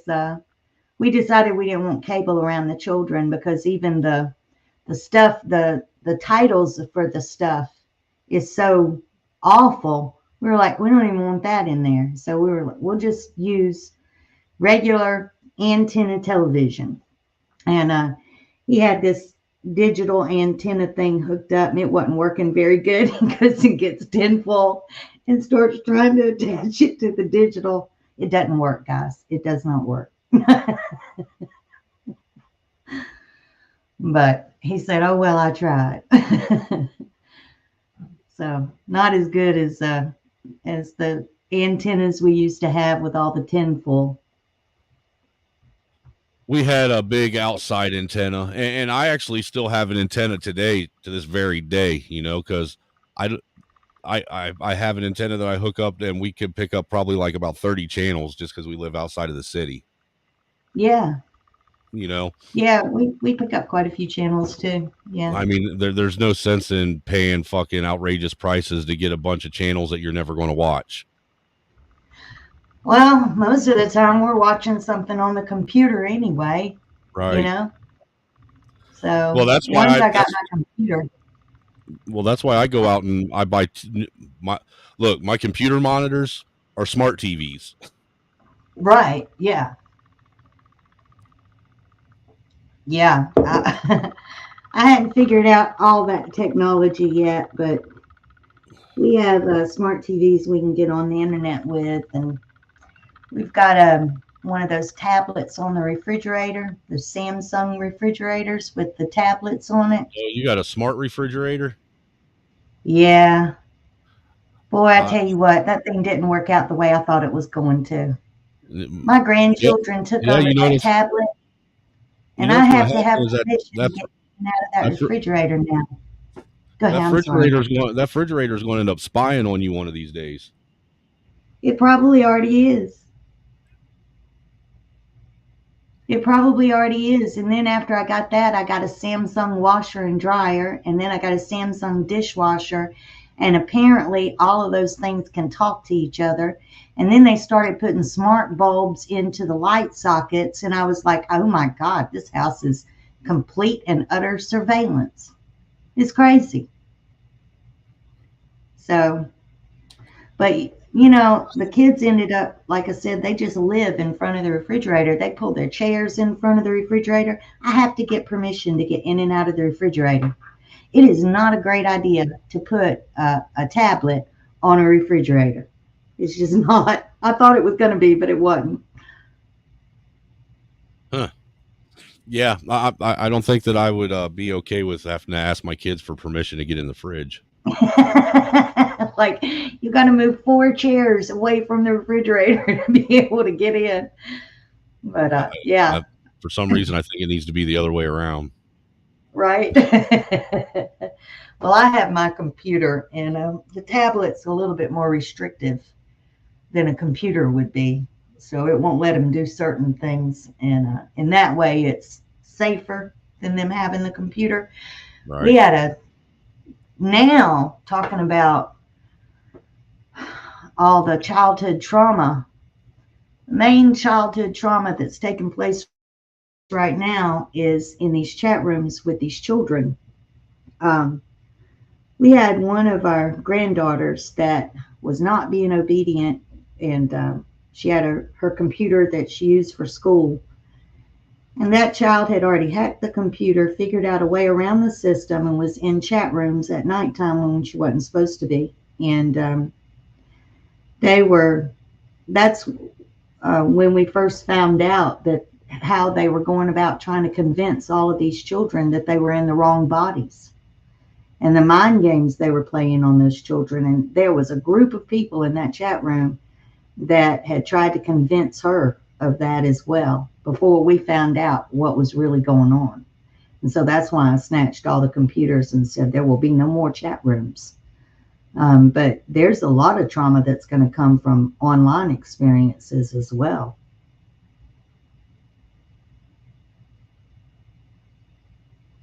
My kids will never be allowed to live in my house and have social media. Ever. I don't think a child belongs in a chat room, honestly. I think they have no business. I don't think any of these kids need to be on Facebook or Twitter or TikTok. I don't think they need any. I think they need to be outside playing and actually physically interacting with each other and learning how to socialize properly. I totally agree with you. As a matter of fact, when all that came out with the movie and everything, we had on our channel hundreds of videos of of the kids and us doing projects together, all these how-to stuffs and things we were building and tools they were learning to use. And basically I was just videoing our homeschooling, and everything that I was teaching them how to do. And so, but when all of that came out, I took every video down of them. I said, I'm not putting my kids back on the internet again. And so they don't appear. That's why my channel doesn't have as many videos on it right now, is because I took all those videos down. I'm having to rearrange and rethink my channel because of, because now I'm not going to include the children in it. Right. Well, a lot of families feel safe with it, but I don't. Well, I'm gonna have to wind this down because it's getting about time to go feed the kids lunch. All right. Well, let me get off of here. Thank you for letting me talk with you. I enjoyed it. Not a problem. I appreciate it. Okay. Talk to you later. Yep. Take it easy. And hold on, sissy. Hold on. I'm almost done, and then we'll go get some lunch. Okay. Yeah. Shout out to everybody that came through today. I hope you guys enjoyed the show. It was a little bit different than normal show topics. Tried to hit on something that actually mattered a little bit. Share a little bit of my own personal life experience. And hopefully maybe somebody got something, found some value in this. Hopefully maybe something that I shared helped somebody with whatever issue they might be dealing with. That's the only reason why I share them is, just to let you know if you are going through something that you aren't alone. There's plenty of others out there that have went through stuff just like you. It can be overcome. You can get past it. It doesn't mean it's the end of the world. But if just one thing that I said helped change somebody's mind, or save somebody from wanting to end their life, or save somebody from going out and doing something detrimental that's going to be life changing, then it's a win. But with that, I appreciate everybody for coming through. I appreciate everybody who donated today, man. We had Mayo with $10 super chat. We had Deacon Dave came in, dropped the $3 super sticker. We had Freestyle hit us with the $5 ball. And he also hit us with a $10 Cash App ball too, by the way. So I did catch that too, Freestyle. We appreciate you. And we had Brother Not Lost today, man. He hit us with the $20 Canadian, man. Appreciate you as well, sir. Greatly appreciate you. And I appreciate all of you guys that come through. You support monetarily, and I appreciate all you guys that just come through and, support as patrons of the channel, regularly. I really appreciate the regular group of you guys that that have grown and started cultivating to come over here and engage with us. Like I said, I don't do these kind of discussions very often. We know where I'm usually at. I'm usually in the gutter all the time, finding the worst of the worst on YouTube to sit and discuss. So, I hope you guys enjoyed it. We might revisit this again in another 3-4 months, because that's about how often I touch on these kind of topics, about 2 or 3, maybe 4 times a year. Just because they're emotionally draining for me. But with that being said, man, as I used to say all the time, if you do what you've always done, you'll be what you've always been. Don't talk about it, be about it. With that, I'm out. Deuces.